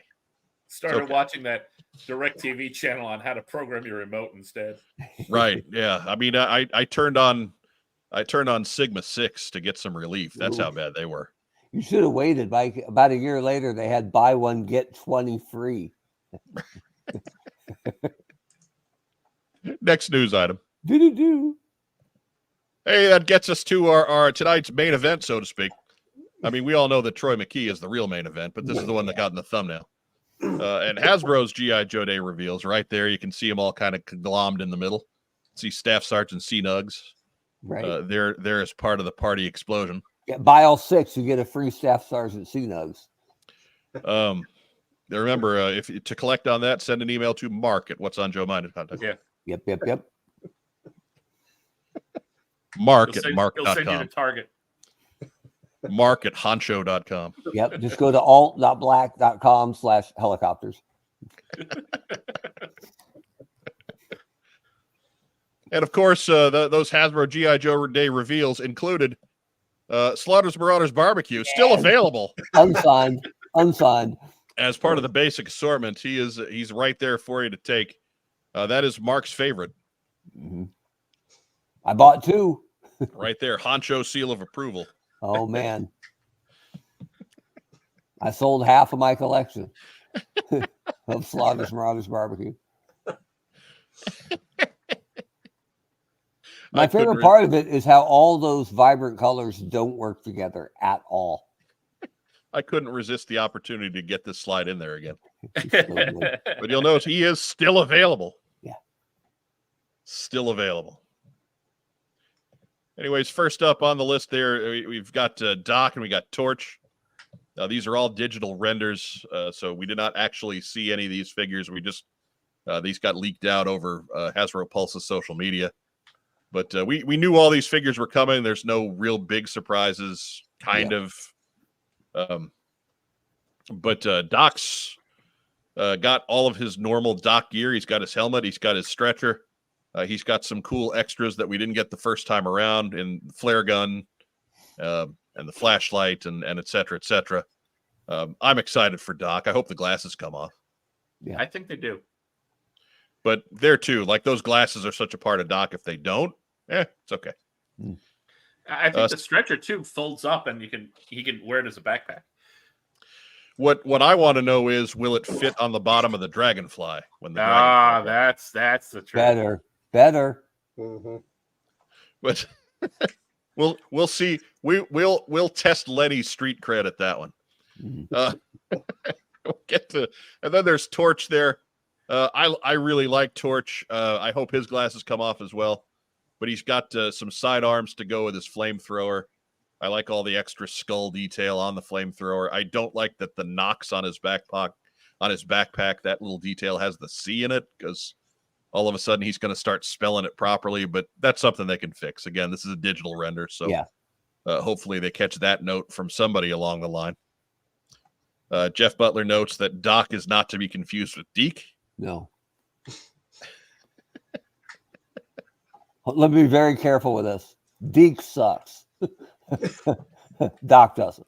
Doc does not. No. I don't. But, Torch was my favorite Dreadnought. I don't remember him wearing Zorana's boots. You know, those boots are really not too different than the ones on the 85 figure. They're just bigger. All right. Like the style is the same, but they take up a lot more space here. And being that they are probably some shiny flame retardant material, I'm okay with them. All right. It just kind of looks like he's going clubbing, right? Like A little bit, but you know, that's okay. He's a Dreadnought. I guess he's always ready to party. I mean, shoot, if the Hiss driver's not going clubbing, then Torch isn't going clubbing. You know those Hiss drivers dance the night away. Right. So You ready for the party, Hiss driver? Hold on, I gotta rub my sigil off. Right. Okay. Let's go. That shouldn't take long. right, Mark. You just spent entirely too much time doing that. Right. Yeah, he's got knee-high boots on the figure. Yeah. Yeah, if you On go the back, original. on the original one, they're not quite so big, but they are that style. Yeah. So it's not too far off. I don't think it's a little more exaggerated. It's like a that little more exaggerated. They do go to the knee joint though. I like that they've got the flame effects with them. You know, like they're not making us scrounge around the parts bin for somebody else's flame effects. Well, and up a bit in the peanut gallery, Derek Hallman has a great point. Says maybe will those flame effects get reused for blowtorch? We should absolutely get a blowtorch, right? About time. I would think. We're getting to the point where there aren't a whole lot left from that 83, 84, 85 run that people really associate with the line to start turning up. You know, it's only a matter of time before the blowtorches and the airtights and the footlooses, or is that feet loose or foot lease, or I don't know. But before those guys start turning up. So, you know, none of them, there's going to be hell to pay if there's no flash. So I think they understand that already. But will Footloose be a deluxe figure to incorporate the giant diaper crotch? That's it. He's out. He's out. He's out. That's it for tonight. But hey, taking the crotch. All right, I got to run the banner now. Here we go. I suppose we'll let Mark back. He did just get a new gig after all. It was worth it. It was worth it. Troy, this is all just free pub for you anyway.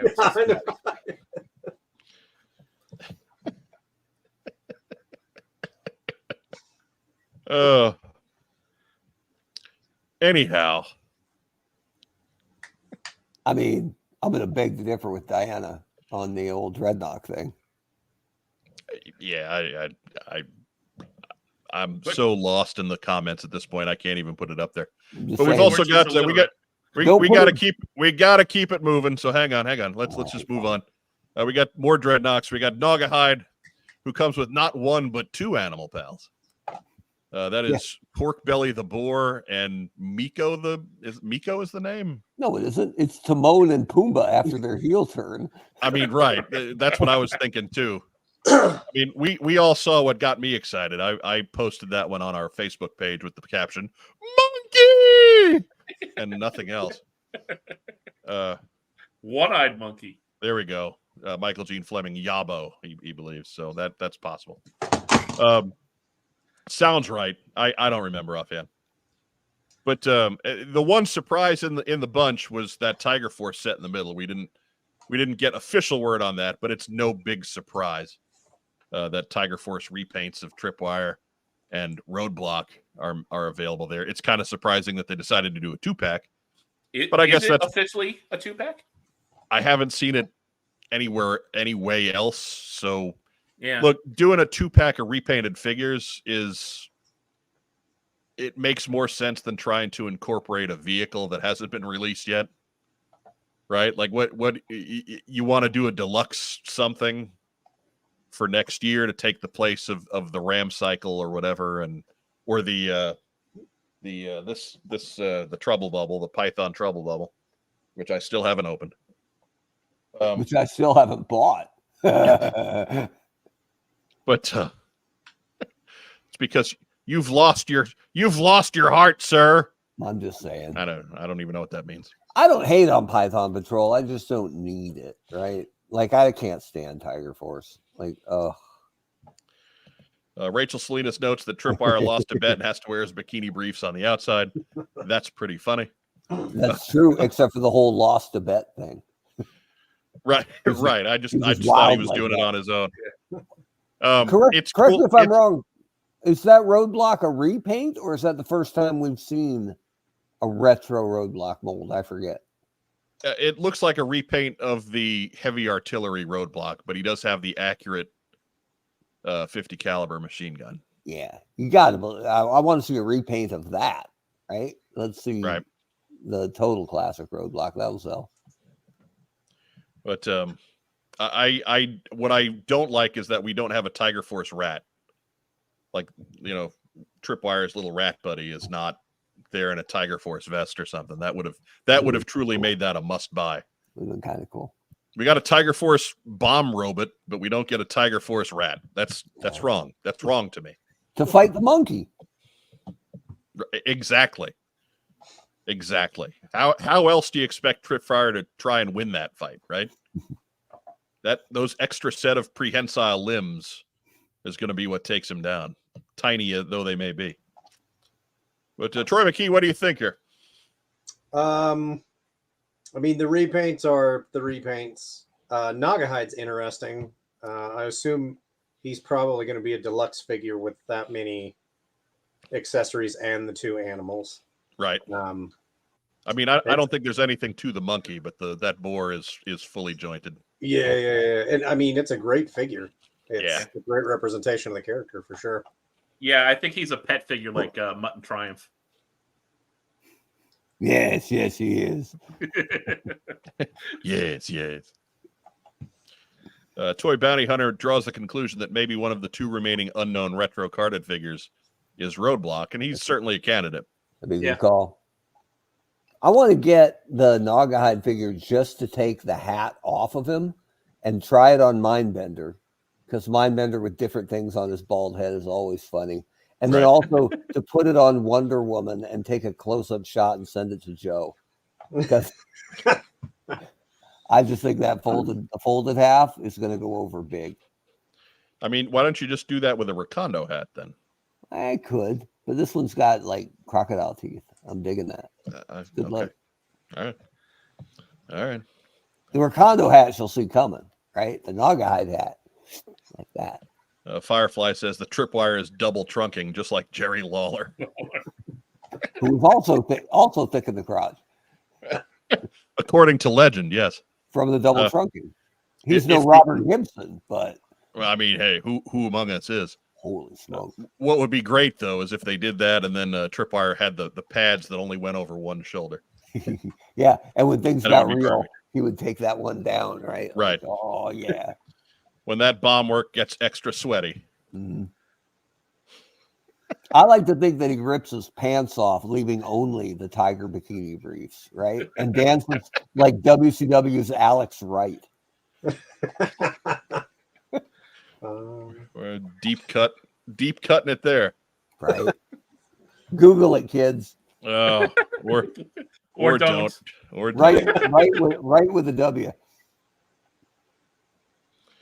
Or I mean, maybe just Disco Inferno. Maybe if that's the case, then Not a bad call. He was healthy more often, so he got to go out and take a lot more beatings. Yeah, we always kind of wish to get hurt, though. Right.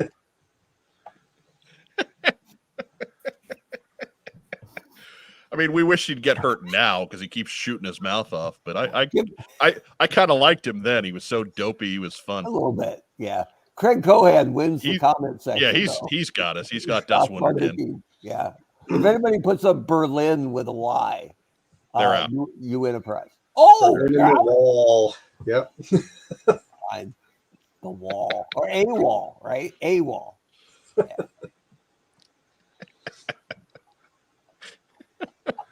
That Hugh Morris boy, he's talented. He's going to go far. Right. Oh yeah. Anyways, we could go off onto WCW discussion, but I think there'd be about 4 of us interested, so we'll move on. And of course, wrap up the Hasbro reveals with Jinx and the Night Creeper. Take a decidedly ninja bent here. That Night Creeper is great. That's exactly what you'd expect out of the Night Creeper. But man, Jinx was a winner for me. Out of the 6 of them, I think she's the best. She is enough of a mix of old and new that like that. This is what I want out of Classified, right? Like that's the balance I want. Yeah, because the original Jinx figure, it looks like she's wearing a loose sweatshirt, sweatpants, slippers, and whipped cream on her head. Ooh. Right? Yeah, it's it's probably Edge Pro Gel from know. Anyways, but not a good figure. Yeah, it's not great. It's not great. Jake Rose asks, "Are any of these Pulse exclusive?" We don't have those kind of details yet, unfortunately. Wait a minute. Derek Holloman. Jinx is amazing and can get a retro as well. That's true. They can just make different arms or give her the Akiko arms perhaps and paint them red, and that's your retro Jinx right there. Good luck getting Akiko's arms away from her. She's tough, man. Right. She survived that whole damn movie. She's still alive after all. Holy shit. Jim on Sports notes that WCW's best wrestler was Joe Gomez. Who? Usually beating up Craig Hunky on Saturday night. God. Let me get the banner off of there so it'll have some impact later. But Rack Time Rob, out of the 6 Hasbro reveals, which one do you like the best? I think I'm gonna toss up between either Torch or Jinx. I like them all. Yeah, there's no clunkers here. Even the Tiger Force repaints are pretty good. Troy McKee, what do you think? My toss-up is between Jinx and the Night Creeper because the Jinx is great, but that Night Creeper has the alternate Ninja Force head, and that's right in my wheelhouse, man. I was 10 years old at the time, so. Right, you're a youngin, relatively speaking. You're a kid who grew up with Deke.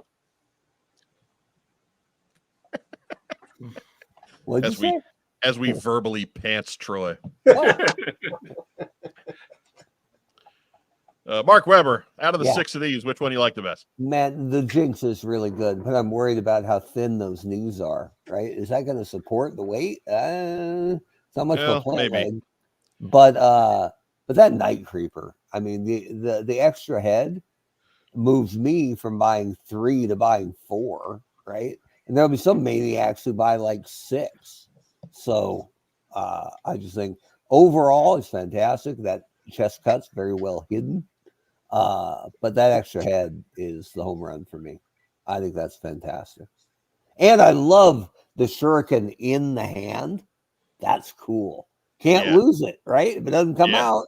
So well done. Very well done. Jim on Sports says that's a ticker, not a banner. I would contend that on the little right side of my screen, I pull those up when I click the button that says banner. So I know that and you know that, but I'm just reading off the screen, smart guy. Got his mic. Right? I'm telling you. Again, Jim on Sports is our younger brother, so I'm allowed to talk to him like that. Yeah. He's been on the show before. You've all met him. And if you haven't, you need to watch the show. Mm-hmm. Oh, Zaymot name dropping the Ding Dongs. My favorite tag team of all time. Ding Dongs. Dude, and when they finally decided that was a terrible idea, which took way too long. Right. And the skyscrapers just broke them in half, tore their masks off, and no one cared. And the last thing you saw was Norman the Lunatic walking off with one of the masks on a stick like they beheaded them. Just going ding dong, and then fade the commercial. It was so good. My brother and I were so excited when they murdered the ding dongs. It was the best thing ever. Then they went after Twinkie the Kid. I'm going with Jinx for my winner, as I said before. A close second is Naugahyde, man. You give me a bunch of animals, I'm in. But Mark, you bring up the legs there, and that's a valid concern. But I think that'll get like these are just digital renders. Yeah, I'm sure it'll get fixed up somewhere along the line. Hey, and if they fix Torch's backpack, yeah, Torch is my favorite Dreadnought ever, so he might go to the top. But you can't misspell Knox, right? Know your brand. Well, he might. He is illiterate. Know Right. your brand. No. No, Know your brand. I agree on that one. You need to be that careful. Yeah. Normally I push back on Mark when he goes for the little things like that. Yeah. But come on now. Know your brand. This is Torch. This is Torch. He can barely read any letters. He's not going to be adding extra ones. Right. And even if oops, we missed that one, I believe you have time to fix it probably. Right. Again, digital render on a paint app. You got time. Just fix it. Fix it and all is forgiven. Firefly says the shuriken hand is from Retro Storm Shadow. Yeah, it's just a good placement of it. Mm-hmm. We know. We got you. But if you've got a favorite out of those 6, if you got a favorite from the Ultimates, put all that stuff down in the big boy comments down below. Because remember, interaction, that's where the money gets made. Mm-hmm. Or I don't know about the money getting made, but it's certainly where the algorithm gets beat. Yeah. So I don't think we figured out where the money gets made yet. no, we haven't figured that one out at all. Still looking. Rob's dead. Oh man, I can tell you, it doesn't get made on Eternal Baseball. No, not yet. Yeah. I'm probably driving people away. Sorry about that. No, you got it. You can't go away, man. I mean, we lose like 10% of our audience. But hey, that's it for the news. But remember, you can catch the GI Joe 3D printing podcast for all of your Chunky Tank Kitty and Meowler Tank news. Last episode, they did Mark and the gang put together a new Mac 10 machine gun for your Mutt figure. I believe he's got that available through his channels. So be sure to check that out. If you're into 3D printing at all, or even if you're just into GI Joe and how that can be applied there, interesting stuff. I don't have a 3D printer. I'm no good at building anything, but I enjoy the GI Joe 3D printing podcast. We play the little news hammer here. Where'd it go? There we go.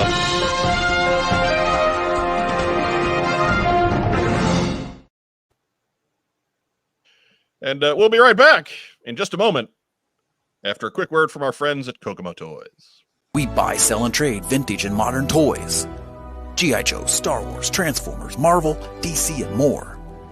Located in beautiful downtown Kokomo, Indiana, we are open every Wednesday through Saturday from 12 to 5. It's a theme park of nostalgia. Join the thousands of people who have traveled from all over the Midwest for over a decade to buy and sell with us. Get your geek on. I mean, look at this friggin' thing. Oh, come on now.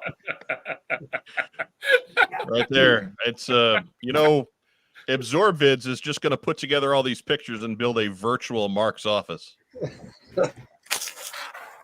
for another community calendar intro. That's what's going to happen. Rap Joe sitting at the desk. Right? Can't wait. But Figure Six Pack asks, will there ever be a chunky boat kitty? Well, not up for us to decide. That's not up for us. Figure Six Pack also asked, please ask Emily and Lenny if Doc Stretcher can fit on the Dragonfly skids.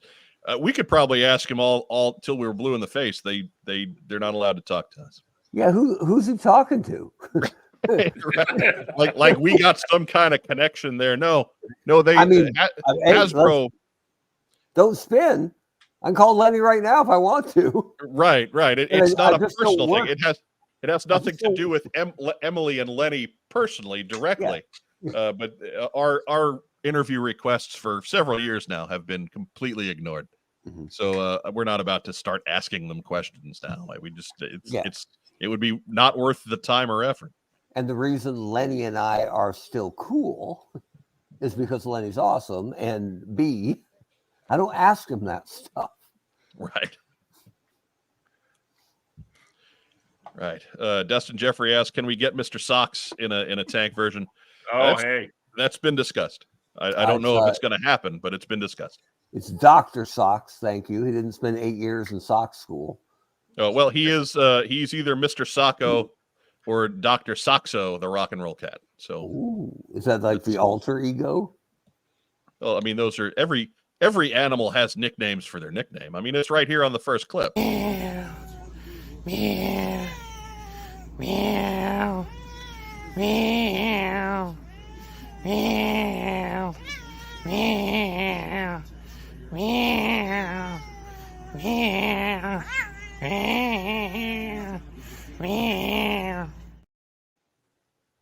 I like how long he waits for you to just friggin' stop. Right. And then Look, he's just like, oh, hell. Look, he was back less than 10 seconds later, so don't let that fool you. All right. He ran off. He ran off to fight what he thought was a giant mouse, but turned out to be a baby kangaroo. Right, and then he came back. Dude, do not mess with kangaroos, dude. Yeah, no. They are nasty pieces of work. Dustin Jeffrey says, check another space on my What's on Joe Mind bingo card. That is correct, sir. The big holdup with the Dr. Soxo tank was, of course, we got to work out the royalties with Dad. So Right. Right. Troy McKee, you have to talk a little bit tonight. I know you're just trying to be here for the character. I'm just taking it all in. we're providing ambiance. The madcap ass foolery of What's on Joe Mind. But we got some news again. Congratulations here on this fella.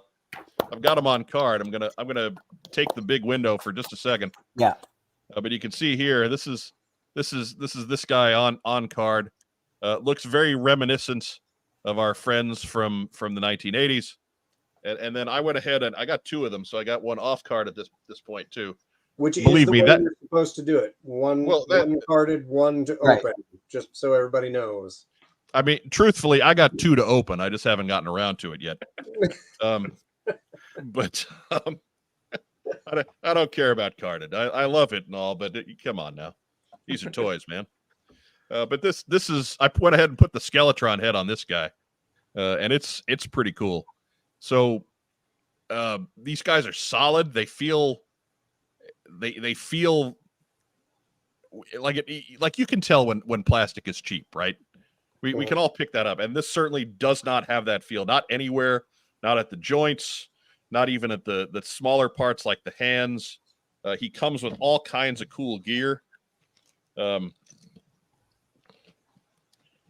Yeah, the plastic, it's not quite the same as on a vintage figure, but it feels close, right? Right. It has a good weight to it. It doesn't feel too light. It doesn't feel too heavy. Right. It feels like there's a little bit of give there, but only for the purposes of presentation, right? Like you want this to be able to last a little bit longer than they were planning on that. So there's just the regular head, which is The balaclava. And but he's got a jetpack. Mm-hmm. You can see there, and then on the jetpack, the edged weapons can get stored. Yep. So mark right there your scoring points. There's his little one-handed double blade thing. Here's his energy sword. It's the first time I've actually pulled it off of there. So, that skull on the sword, it goes one direction on one side and one direction on the other. So when he's holding it, you can put it so it's facing right side up, and then when you store it upside down on the backpack, you can flip it around the other way, so the skull's always upright. That's regardless cool. of how you're using that. I'd have never picked up on that. I would have never seen that. That's why you're not in design. That clearly. I'm an idea man. I'm not an execution man. But backpack goes on and stays on. That's not been an issue. Oop, get on there. Say it goes on, and then it refuses to go on. But it's got a nice clear battle stand, and then he's got a couple of blasters here. And I say that not because of Hasbro's directives, but simply because they look like they shoot lasers. There's the pistol. Pew pew. And that one stores on his back. The pistol stores on his back. Yep. How does the pistol go on there? So not on the backpack, actually on the back of the figure. Oh, why? Yes, it does. It's a good thing you had Troy on. Yep. Bang, There right you in go. there. Like kind of like Cobra Commander, only it doesn't block the backpack hole. Mhm. So can you beat that? Holy crap. Yeah. So he can hold the rifle interrupted, right? Everything else is stored. He can have his primary up and ready to go. I mean, uninterrupted except for his damn kids. I Well- got homework. What's for dinner, man? Dad, read me a story. I got a science Go to- project. You Go to have bed, to kid. do. And of course, here's the helmet that goes with the human head. I haven't tried to put him on the skull head yet. I imagine it fits, but why mess with it? Why block that glorious skull head? That'd be foolish. So again, congratulations on that, Troy. And if hopefully that presentation there did not scare anyone off of buying this, because I'm not good at those. Dude, these are so good. Like, come on. It's a good figure. We're very happy with how they turned out. We've spent a lot of time working on the details with the Skeletron guys and making sure that everything's squared away, but you still don't know till you get samples in hand. Right. You do a lot of work, and then one day a sample shows up and you're hoping it's right. And these came out fantastic. We are thrilled with the way they turned out and the quality. The joints all line up just the way we needed it to. The wrist articulation works exactly like we wanted it to. If you hit that hand with a little bit of heat, that thumb will bend a little bit. So we're not worried about breaking thumbs on these, which as we talked about was one of the two major improvements we made aside from thickening the crotch. So it yes, they are. Yeah, Jim on Sports asks, "Are they thick in the crotch?" And yes, they are. Yes, you heard it. You heard it here first. And bendy in the thumbs. So they feel great. They size exactly how we wanted them to. I know we've had a couple of people answering questions about how the parts work if you try and swap them with some vintage figures. I tried the Skeletron head on an 85, 86, and 87 figures, and it felt good on all of them. Like they were tight if you put the screw back in, and it held pretty well. But there may be some variation across various vintage toy lines on how well those heads might fit if you're swapping those out. But that's been pretty well so far. But yeah, we're very happy with the way it turned out. The question in the live chat tonight, which has been asked at least 40,000 times, Toria Claimer, just the latest, unpainted shoulder discs. Why? Because the material we used for the shoulder discs can't take paint. So that is why. There you go. Yeah, we used a different material on the shoulder discs and on the elbows, a stronger material. And the trade-off with that is it won't take paint. But it's better for a couple of reasons. There's a strength reason for it, and there's a friction reason for it during the assembly process. So there's some technical stuff I won't get into on that, but that's why that shoulder disc isn't painted. But it is a grayish color that we got kind of close. Right. It also couldn't take any metallic additives, so we couldn't make it metallic in the same way that we might be able to with some of the other materials. I think you made it up. Whatever. It's a cover up. I think it's a cover up. It's a cover up. Matthew Matson says. Matthew Matson notes he's got one to keep on the card, 3 to open, 1 Skeletron head, and 2 soldiers. He's got a problem. I would say that problem is he needs at least 10 more. Yeah, you do have a problem. You some more. Seems like a small squad, that Matthew. Yeah. His problem is not enough. Yeah, you need backup, and they're available right now on Skeletron.com. If you just want to head over there, you can pick up a couple more after the show. Not for long. Yeah. No, quickly. You got to move quick, like Mark said. Otherwise, you'll feel bad when it's in somebody else's house. Right. And they're running a special tonight: buy 3, get none free. Yeah, get there quick. So that leads us to other projects. We'll certainly come back to the Skeletron figure as the night goes on.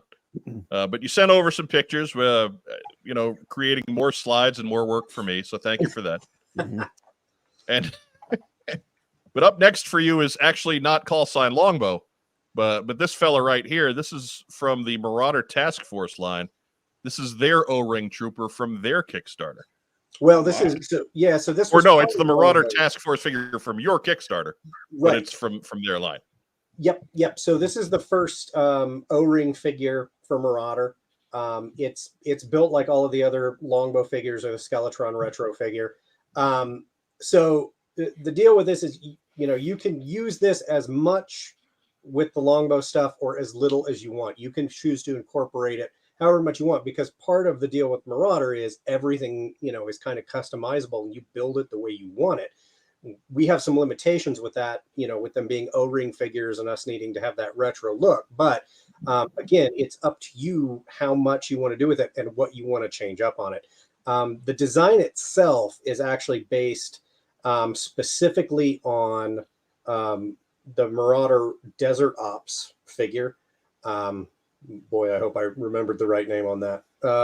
But it's essentially one of the most popular Marauder figures. And when we worked with Marauder, that was the one that MJ had picked out and he wanted an adaptation of. So that's where we worked forward on that one. But this figure looks great. It's the last one in our initial Kickstarter line that's going through development. This one, and there's another figure that shares some of this tooling. Those were just the last stragglers on the sculpting side. But one of the kind of cool things about this, and one of the reasons why we had to wait a little while to get this one done, the same team that does all of the sculpting on all of the other Marauder products did the sculpting on this figure. So it is a Marauder product through and through. Mostly because I did the design work and I do the design work on Marauder. We had the Marauder sculpting team working on it. We're going through the same production facility. So this really, truly is the first O-ring Marauder figure. And we're very, very pleased with where this one's at. Troy Reclaimer with a follow-up question. Are all Longbow items going to have that same type of situation with the shoulder discs, color parts that can't be painted or dyed? So they will, yes. So that'll be that same material, but I mean, we can pick solid colors. So those colors, on a green uniform, we'll be able to match that pretty close. It's just metallic. You couldn't really do. Right. And again, it's really, it's not that bad. It's not like it's the first thing that sticks out at you. It's how the Joes used to look back in the day. So yeah, more or less. They had the metallic colored pegs. Yeah. I'm looking at any number of beachheads, and they are shaded from very green to kind of green. So I haven't cleaned up much since last week. It's a lot of the same stuff right here, just off camera. Anyways, so that's this guy. Let me go ahead and I got to get the banner back up because we're talking Callsign Longbow again.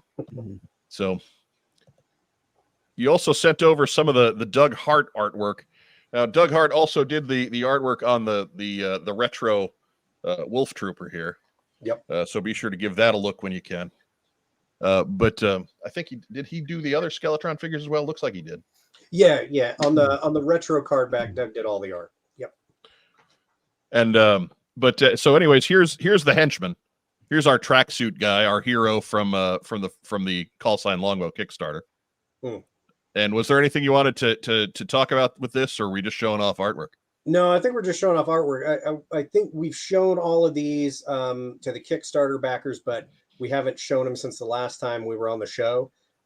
So, this is just another opportunity to take a look at these if anybody hasn't seen them yet, or if they're not getting those update emails. All right. Dustin Jeffrey says Mike probably hasn't cleaned up much since last year. And that is true in the sense that we are only 4 weeks into the new year. Yeah. So, I mean, that's fair. We're coming out of the holidays. It's been crazy. Give me a break. Settle down over there, Mom. You can totally tell this henchman is a true villain because he stole the Cobra Trooper's AK-47. Yeah. Yeah. And he's got that same color uniform. So Pretty soon he'll be hanging out with those dreadnought. With those classically spelled dreadnoughts. Mhm. Classically with the CK. Mhm. There's probably an extra U in there too. The figure 6-pack asks, why do the villains wear athletic stripes? Because bad people wear Adidas.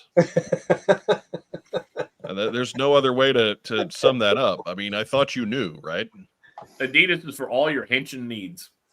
Right? I mean, you got to use along those the same shorthands in design, right? It's Mhm. it reads bad guy. Just to be clear, legal department, just 2 stripes. Just 2. Just two. 2. Very careful about that. Although it's 3 blue stripes, if you really think about it. We also got Lancer. This is the poster boy for Callsign Longbow. And this is just going to be his card art. Yep. And this is the second piece of art we had done for Lancer. We had the initial art that we showed during the Kickstarter. We liked that art, but we decided the pose wasn't quite action oriented enough for what we wanted. So we went back to Doug and we worked up something with a little more punch in it. So there you go. Well, I mean, he's brandishing a knife angrily. So what else can you ask for? Yeah.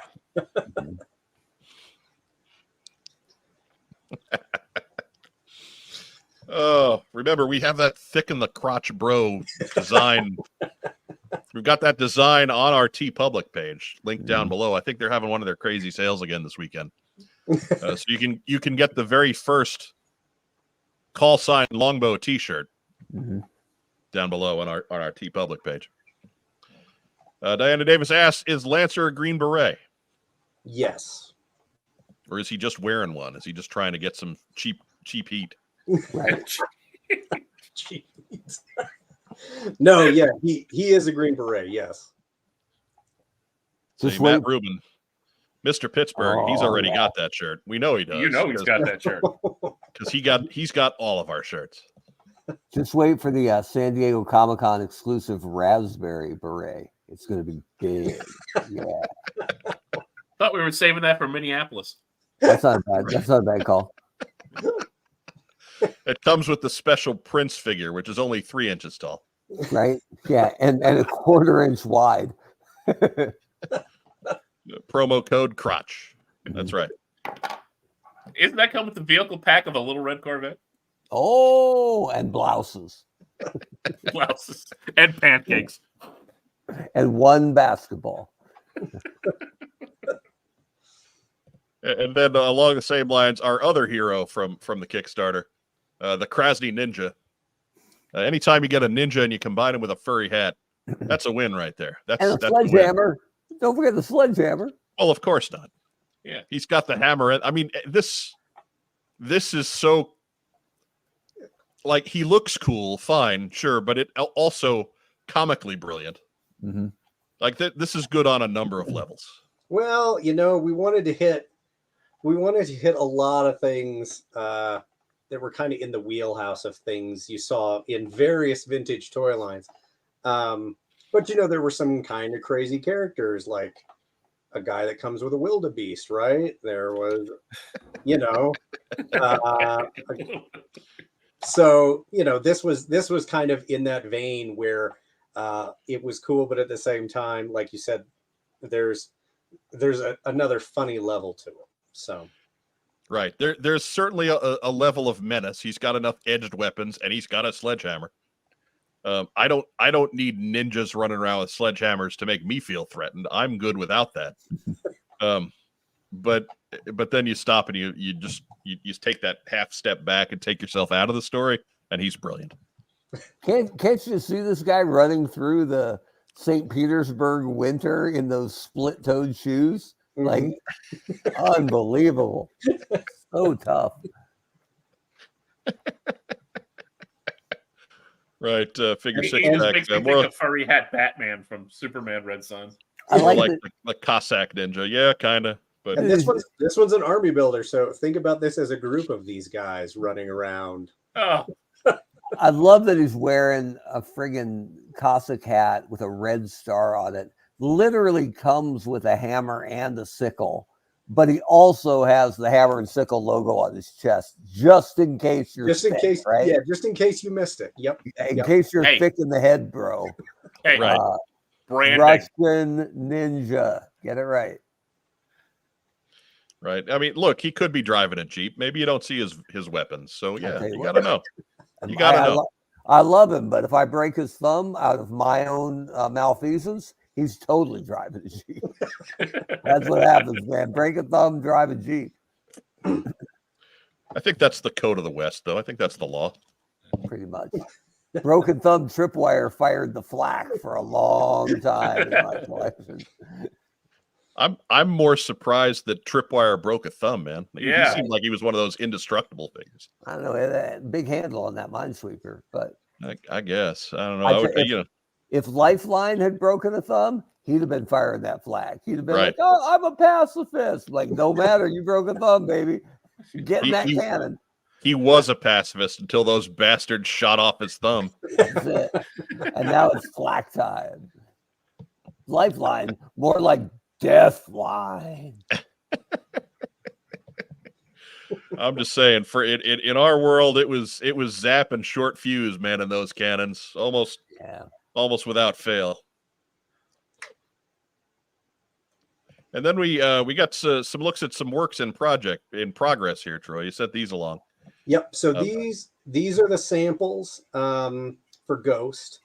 And this is getting fairly close to production at this point. So these are painted samples, and they're molded in the correct colors of plastic. And this is an opportunity for us to go through and give the factory notes about what is correct, what is not correct, what needs to be altered. So there are a few changes that'll come beyond what you're seeing here.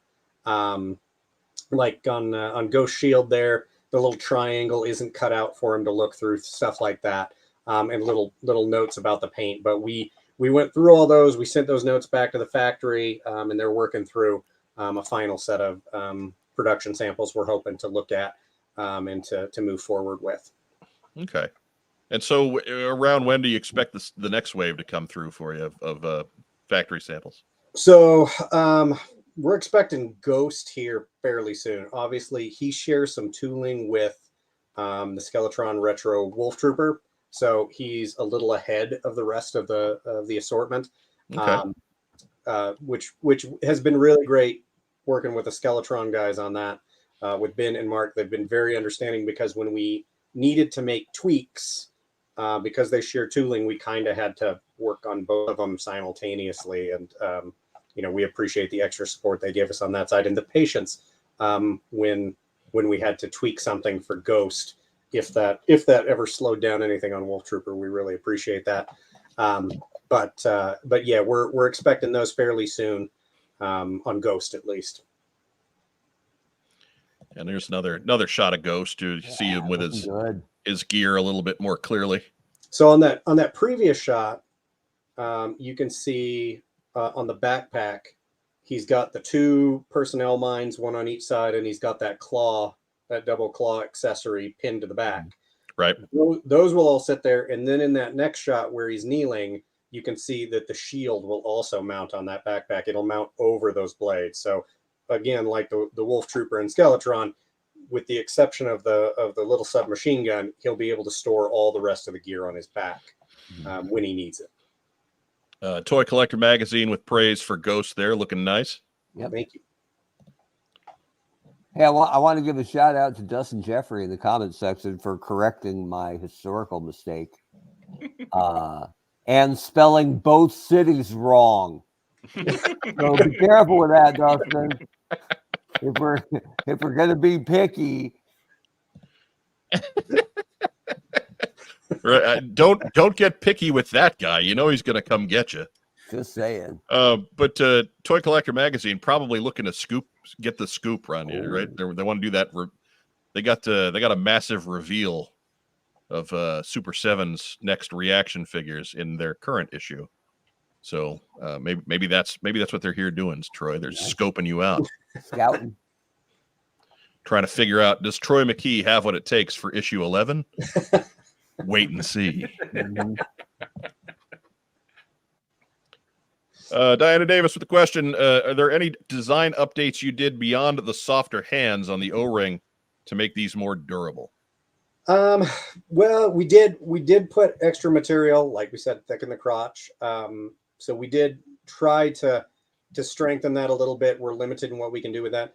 And like we talked about with the shoulder rings and the elbows, we did use a different material on that. Again, to strengthen that just over the long term. You know, one of the problems you see lots of times in vintage figures is you see cracked elbows. Yep. We don't know how these figures are going to be in 40 years. It's kind of hard to gauge that and figure out what's going to happen. But I will hold you personally responsible, though. Yeah. But we're hoping that switch in material will help prevent that in the future. And like we said, on the manufacturing side, it has some benefits too. So we did make that change. Beyond that, you know, we just tried to pick the right material for the right parts. We wanted the accessories to feel right. We switched up the head and the hands so that they were a PVC plastic. It's just a matter of figuring out what the best material is for each part. The backpacks, you know, will be made of a different material than the vintage figures, but like we saw with the retro Wolf Trooper, it's good. It's not a major difference. It still feels good, and we can still control for how hard it is, even though it's a PVC. But again, just making sure we make the right choices depending on what part is, you know, what it needs to do and what its function is. And then they had this last bit here, just the some promotional stuff here. We've got the invisible battle stands, like the one that comes with Ghost here. I've already got it packed up again, all right. But you can get a whole package of those. They've also got the digital comic available at the Backer Kit pre-order store. We have the print comic available. So these two items are the two items that we currently have in stock. And if you order these, and only these, if this is the only thing in your order is battle stands or comics, one or the other or both, we will get these packed up and we will get these shipped now, even before figures get here. If that's the only thing in the order, we are going to ship orders as soon as everything for that order is available. So in regards to your schedule, you were anticipating these guys summer? Yeah, we're looking at mid to late this year. We don't have an exact date. And honestly, as many figures as we have, they're not all going to get run at the same time. The factory's going to run some of them, you know, here, some of them there. So we don't know what that schedule necessarily looks like. Right. But yeah, we're looking for later this year. All right. But so pretty well keeping the tack that you thought you were going to be on. Yeah, pretty close. I mean, we're a little further behind, although we knew the more figures we unlocked, the longer that was going to take. That was right. You know, something we were very upfront with about it during the Kickstarter. You know, the more we add, the more there is to do. But you know, I'm very happy with the progress that we're making. Again, I keep pointing back at that retro Wolf Trooper because that figure came out so well, and now people are getting it in hand. The Longbow figures are going to be of the same quality, the same materials. They're coming from the same factory. You know, we're hoping that it's worth the wait for everybody because we want to make the best product possible. You know, especially when you have small runs for collector product. You know, we know this costs more than a retail figure. We want you to get a good figure in hand and be happy with it. So, again, I can't believe nobody asked me about that figure from the picture I slid up there. Now, I get messages about such silly, inane things on our social media. Not one person said a word about this figure popping up on social media for unknown reasons. But sure, why not? You all failed. Every single one of you. Every one of you failed. Torpedo Mike asks, has anyone aside from Microman done an all-metal figure? Seems like there's an opportunity out there. I don't remember one recently past, you know, like collector statues and stuff. There's been some die-cast metal, but Wasn't Bionic 6? Weren't they mostly metal? Those figures back in the day. I think so, but even that, you're going back 30 years on that. So, Mhm. Yeah. and not to mention that catchy theme song. Right. Bionic 6. Echo effect. Diana throws out OG Eagle Force. Weren't those all metal? Those little Yeah, guys? And going back even further for them. Sure. Jeff Butler asks, will the print comic be available at DFW Joe Show and Joe Fest? Yes, we should have some copies of that. So, and just to clarify on that, we're pulling a double header that weekend. The plan right now is that I will be at Joe Fest and John will be at the DFW Joe Show. So we should have comics at both. We should have battle stands at both. We've got some other miscellaneous items that we don't have on the pre-order store that we just take to show, some poster prints, things like that. We'll have some of those as well. But yeah, we should have those at both shows this summer. That's a home game for Johnny Kooks, isn't it? He's down in Dallas anyway. He's out of Southern Missouri, so Okay. Dallas is a lot closer for him. Yep. Okay. Southern Missouri. Where in Missouri is he at? Springfield. Okay. Well, I've been there. Yeah. It's not exactly a small town. It's kind of the only large town out there. I mean, So wait, Joplin, maybe. Dallas is closer for him, but you're going from Colorado to Augusta? Yeah, no, Dallas is closer for me too. Don't get me wrong. Biting the bullet on that one, Troy. Oh, I'm trying to do my geography here. Wait a minute. Yeah. No. You're right. And just so he knows, his official nickname is Johnny Kooks. Ooh, I kind of like Just- that. We ought to get him a shirt that says that. The original Johnny Kooks.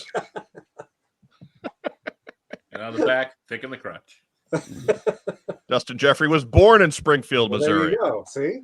He spells like he's from Springfield, Missouri. Now you're the bad guy. Now That's I'm fine. piling on. No, I'm the That's okay. That's Yeah, I fine. like the unexpected heel turn. Very nice. People think that that's me anyway, right? Like I Mm-hmm. walk in a room and people wonder, wait, who owes him money? Mhm. I don't know. I'm a pretty jovial person, but I don't know. Something about this says unpleasant, and I don't understand it. I would say that you're GI jovial. Oh, He deserves that. yeah. I thought I'd get banned. Hey. Toy Collector Magazine will also be at Joe Fest, so there you go. Oh, yeah. Jeff Butler got a pack of battle stands at DFW last year and got to meet the original Johnny Kooks. John Coops. There you go. Skeletron says Troy drinks for free at Joe Fest. I'm going to go ahead and get a screen cap on that for you, Troy. We'll mail that one over to you. There we go. That is didn't know done. that. Signed, sealed, delivered. Boom. That's also going on a shirt. I am. They're just saying that because they know I'm a notorious lightweight. Right? Look. Yeah, no- That's true. No more for Troy. He's driving 2,000 miles home. I saw Troy get drunk on maple syrup at a Joe Con, so that's the truth. It was the good stuff, though, the Canadian stuff. It was, yeah. It's hard to, like, if you're gonna go down thanks to maple syrup, that's a good one to go down to. Yeah. But, fair enough. Troy Jim and on- I are the ones with Jim on no Sports barkeep for booing. root beer. You got booed by your little brother. Got booed on by my younger brother there, Troy. How do you like that one? He's the smallest of us, which means he's still too large for human. Everybody's a critic. Torpedo Mike says, if Mike isn't giving you some heat, he don't love you. That's true. That's true. The worst thing I can do is be pleasant. That's why we never try it. Right. Oh my God. We're starting to run a little long. Troy, do you have anything that you want to add to this as we close up this segment? Yeah, I guess mostly I want to reiterate that the Wolf Trooper is available right now on Skeletron.com. So if you haven't gotten over there and you're interested in that figure, by all means, head over and order one. because we're very proud of them, and we want to get them into as many people's hands as we can. We think it came out really well. We hope you guys enjoy it too. And if there are any other nationally themed ninjas that you'd like to see in future waves of Operation rather Callsign Longbow, be sure to let us know in the comments down below. If you'd like to see a Bulgarian ninja, down below. Put that one down below. Or perhaps a Belgian ninja. Ooh. Can you imagine people with waffles and French fries? Waffle-shaped throwing stars. Isn't that just Jean-Claude Van Damme? Isn't that? I think so. Yeah. He's waffle-shaped throwing stars, and he's shirtless. Doing the splits. Extra thick in the crotch. Right. His card is landscape. You get the full split going. Mark Gerwig already getting to work designing Texas Ninja. So there you go. With the hat. Oh, he can look like Johnny Cooks. And the boots. Oh, this is going to be good. I like where this is going. We've opened the proverbial can of worms, gentlemen. Right. That's what we've done here. Pandora's box is open. Don't tell us. Don't tell us in the live chat. Tell us in the big boy comments down below. Those last forever. I kind of want the East German weightlifter ninja with the detachable arms. From the all-drug Olympics. I think that guy was Russian, though. So whatever. I guess. Now you're correcting me. I'm sorry. He was Russian, not East German. I mean, kind of the same thing, sure, but whatever. Getting to know you. Getting to know. Oh, he's ripped his arms off. That's got to be disappointing for the big Russian. He may not be in that much pain now, but he's really going to feel that in the morning. Oh, sweet Jesus. Yeah. Can you make a Pakistan ninja? Oh. Oh, my God. On this episode of What's on Joe Biden, we're excited to announce our new partnership with a really funny podcast, perfect for anyone who hates censorship.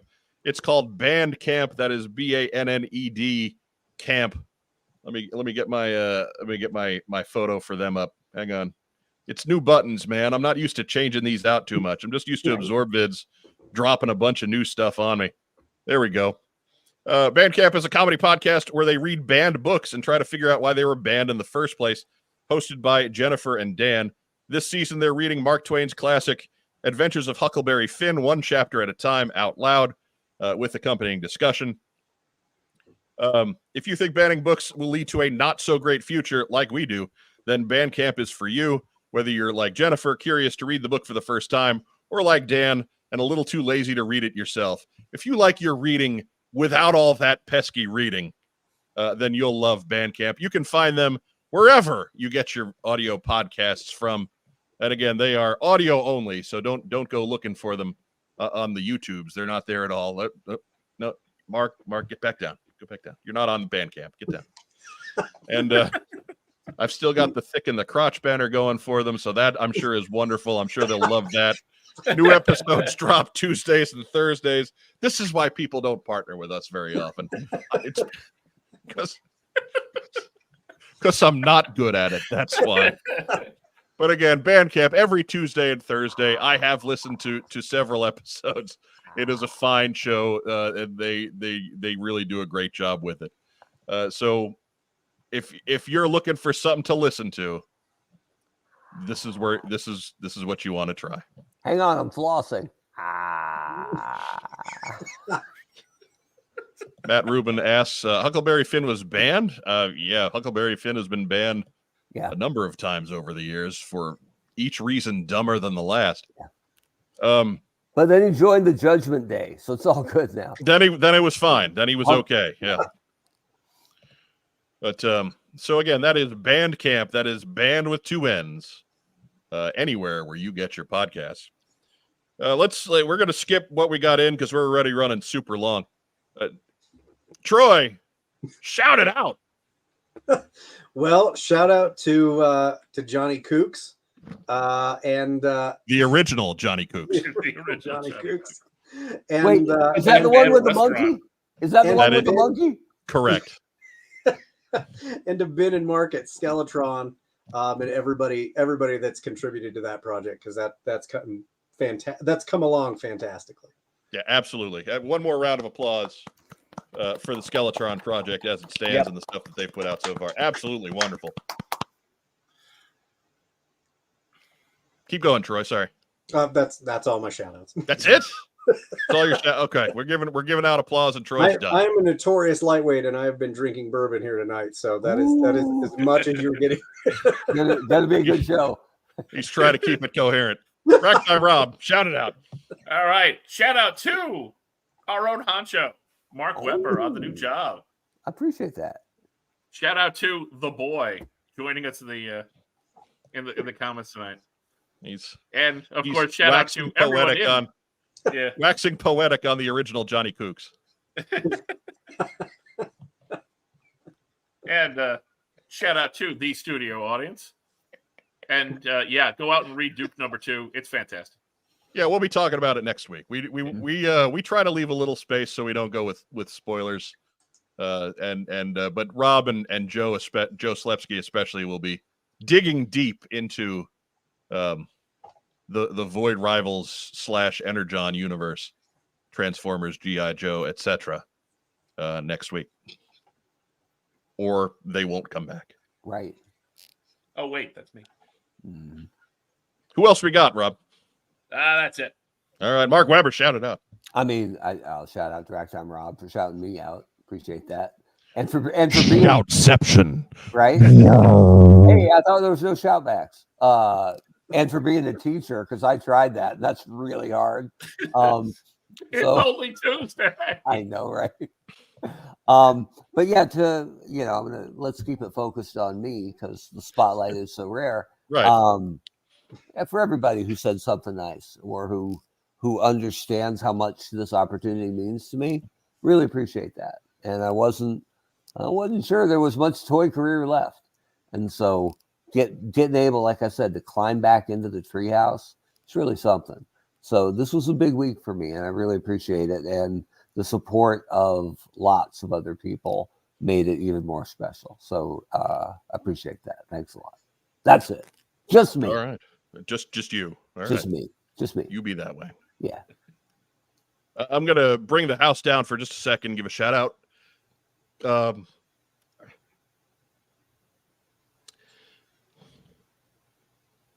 Our old friend Scott McAllister left us this week.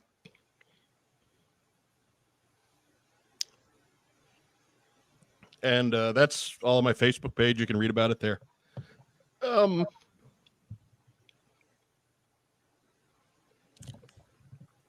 Shout out to you, Troy. Thanks for joining us tonight. Absolutely. Ragtime Rob, to the honcho Mark Weber on his new gig. Right? You One can more call round of me. applause. You can call me operations manager. We're just gonna stick with honcho. That's fine. I like Honcho. I'll be back. Right. I got a big head. Let's be honest. I have a big head every week.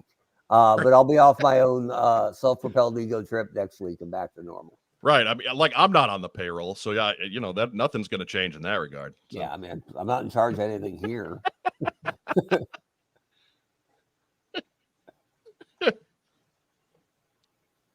But wow, I'm tired. This was a long week. Right? And we went late. And we did. We did. We're keeping everybody up on school nights. Remember before the show when we said let's go late and see how drunk Troy gets? It worked. We have to do this for the summer. I'm just Right, saying I had more time to work on it here. Right. We've been planning that since Sunday. Yeah. And before you people get judgy out there, you try spending 2 hours with us without drinking and see what happens. It's difficult. I tried and it didn't work out so hot. I don't blame you. But granted, I was just doing cherry Coke Zero, but that's It's still a mixed drink. right. Cherry and It's right. Close enough. Shout out to everybody watching us at home live. We appreciate you. If you're catching us on replay, we appreciate you too. Make sure you do all those cool Facebook things where you give us a heart or a thumbs up or a little huggy guy. We do love little huggy guy. If you're catching us, my voice is starting to go. If you're catching us on the YouTube, make sure you give us a thumbs up. Thumbs up is over there. Like the video, subscribe to the channel, if you want to, hit that little bell thing too and get notified when we put stuff up, which is every Tuesday. We don't bother you with too much else because you don't watch anything else when we put that stuff up. Yeah. So right now we're just going to go with Tuesdays. What? As I guilt the audience. Right. But be sure to do all that cool. Doesn't seem to work. Do all that cool YouTube stuff. Leave us a comment down below in the big boy comments. If you have a couple of bucks laying around, be sure to hit up our coffee account. Get your name in the credits. If you already got your name in the credits, let me know how you want me to put up your silly nickname because I'm really stretching on some of those. Like, we're not going to do better than Martin Day and The Time. But some of those other ones I'm really hurting for because I don't know all of you guys. So if you got a better idea for how you want your name in the credits, let me know. That email, again, that's what's on Joe Mind at gmail.com. Just to let you know, Martin Day, that one's staying though. Yeah, I'm not changing that. You better come up with something really good if you're going to talk me off of Martin Day and The Time. I jungle love it. But I ain't that tired. But I think that's it. Good Lord, I'm tired. It's time to go to bed, folks. For my special guest, Troy McKee, for my co-hosts, Rack Time Rob Irizarry, and the Hot Show Mark Weber, I'm your host, Mike Irizarry. Thanks for joining us here for this episode of What's on Joe Mind. Remember, we'll be back next Tuesday at 9:05 here on the Superstation. Joe Slepsky will be our very special guest. We'll be talking a lot of comics next week. Tune in anyway. Right? Tune in regardless, despite the fact that both Rack Time Rob and Joe Slepsky will be here. And until then, have a great rest of the week. Yo, Joe. Bye, everybody. Pump fake. Beer.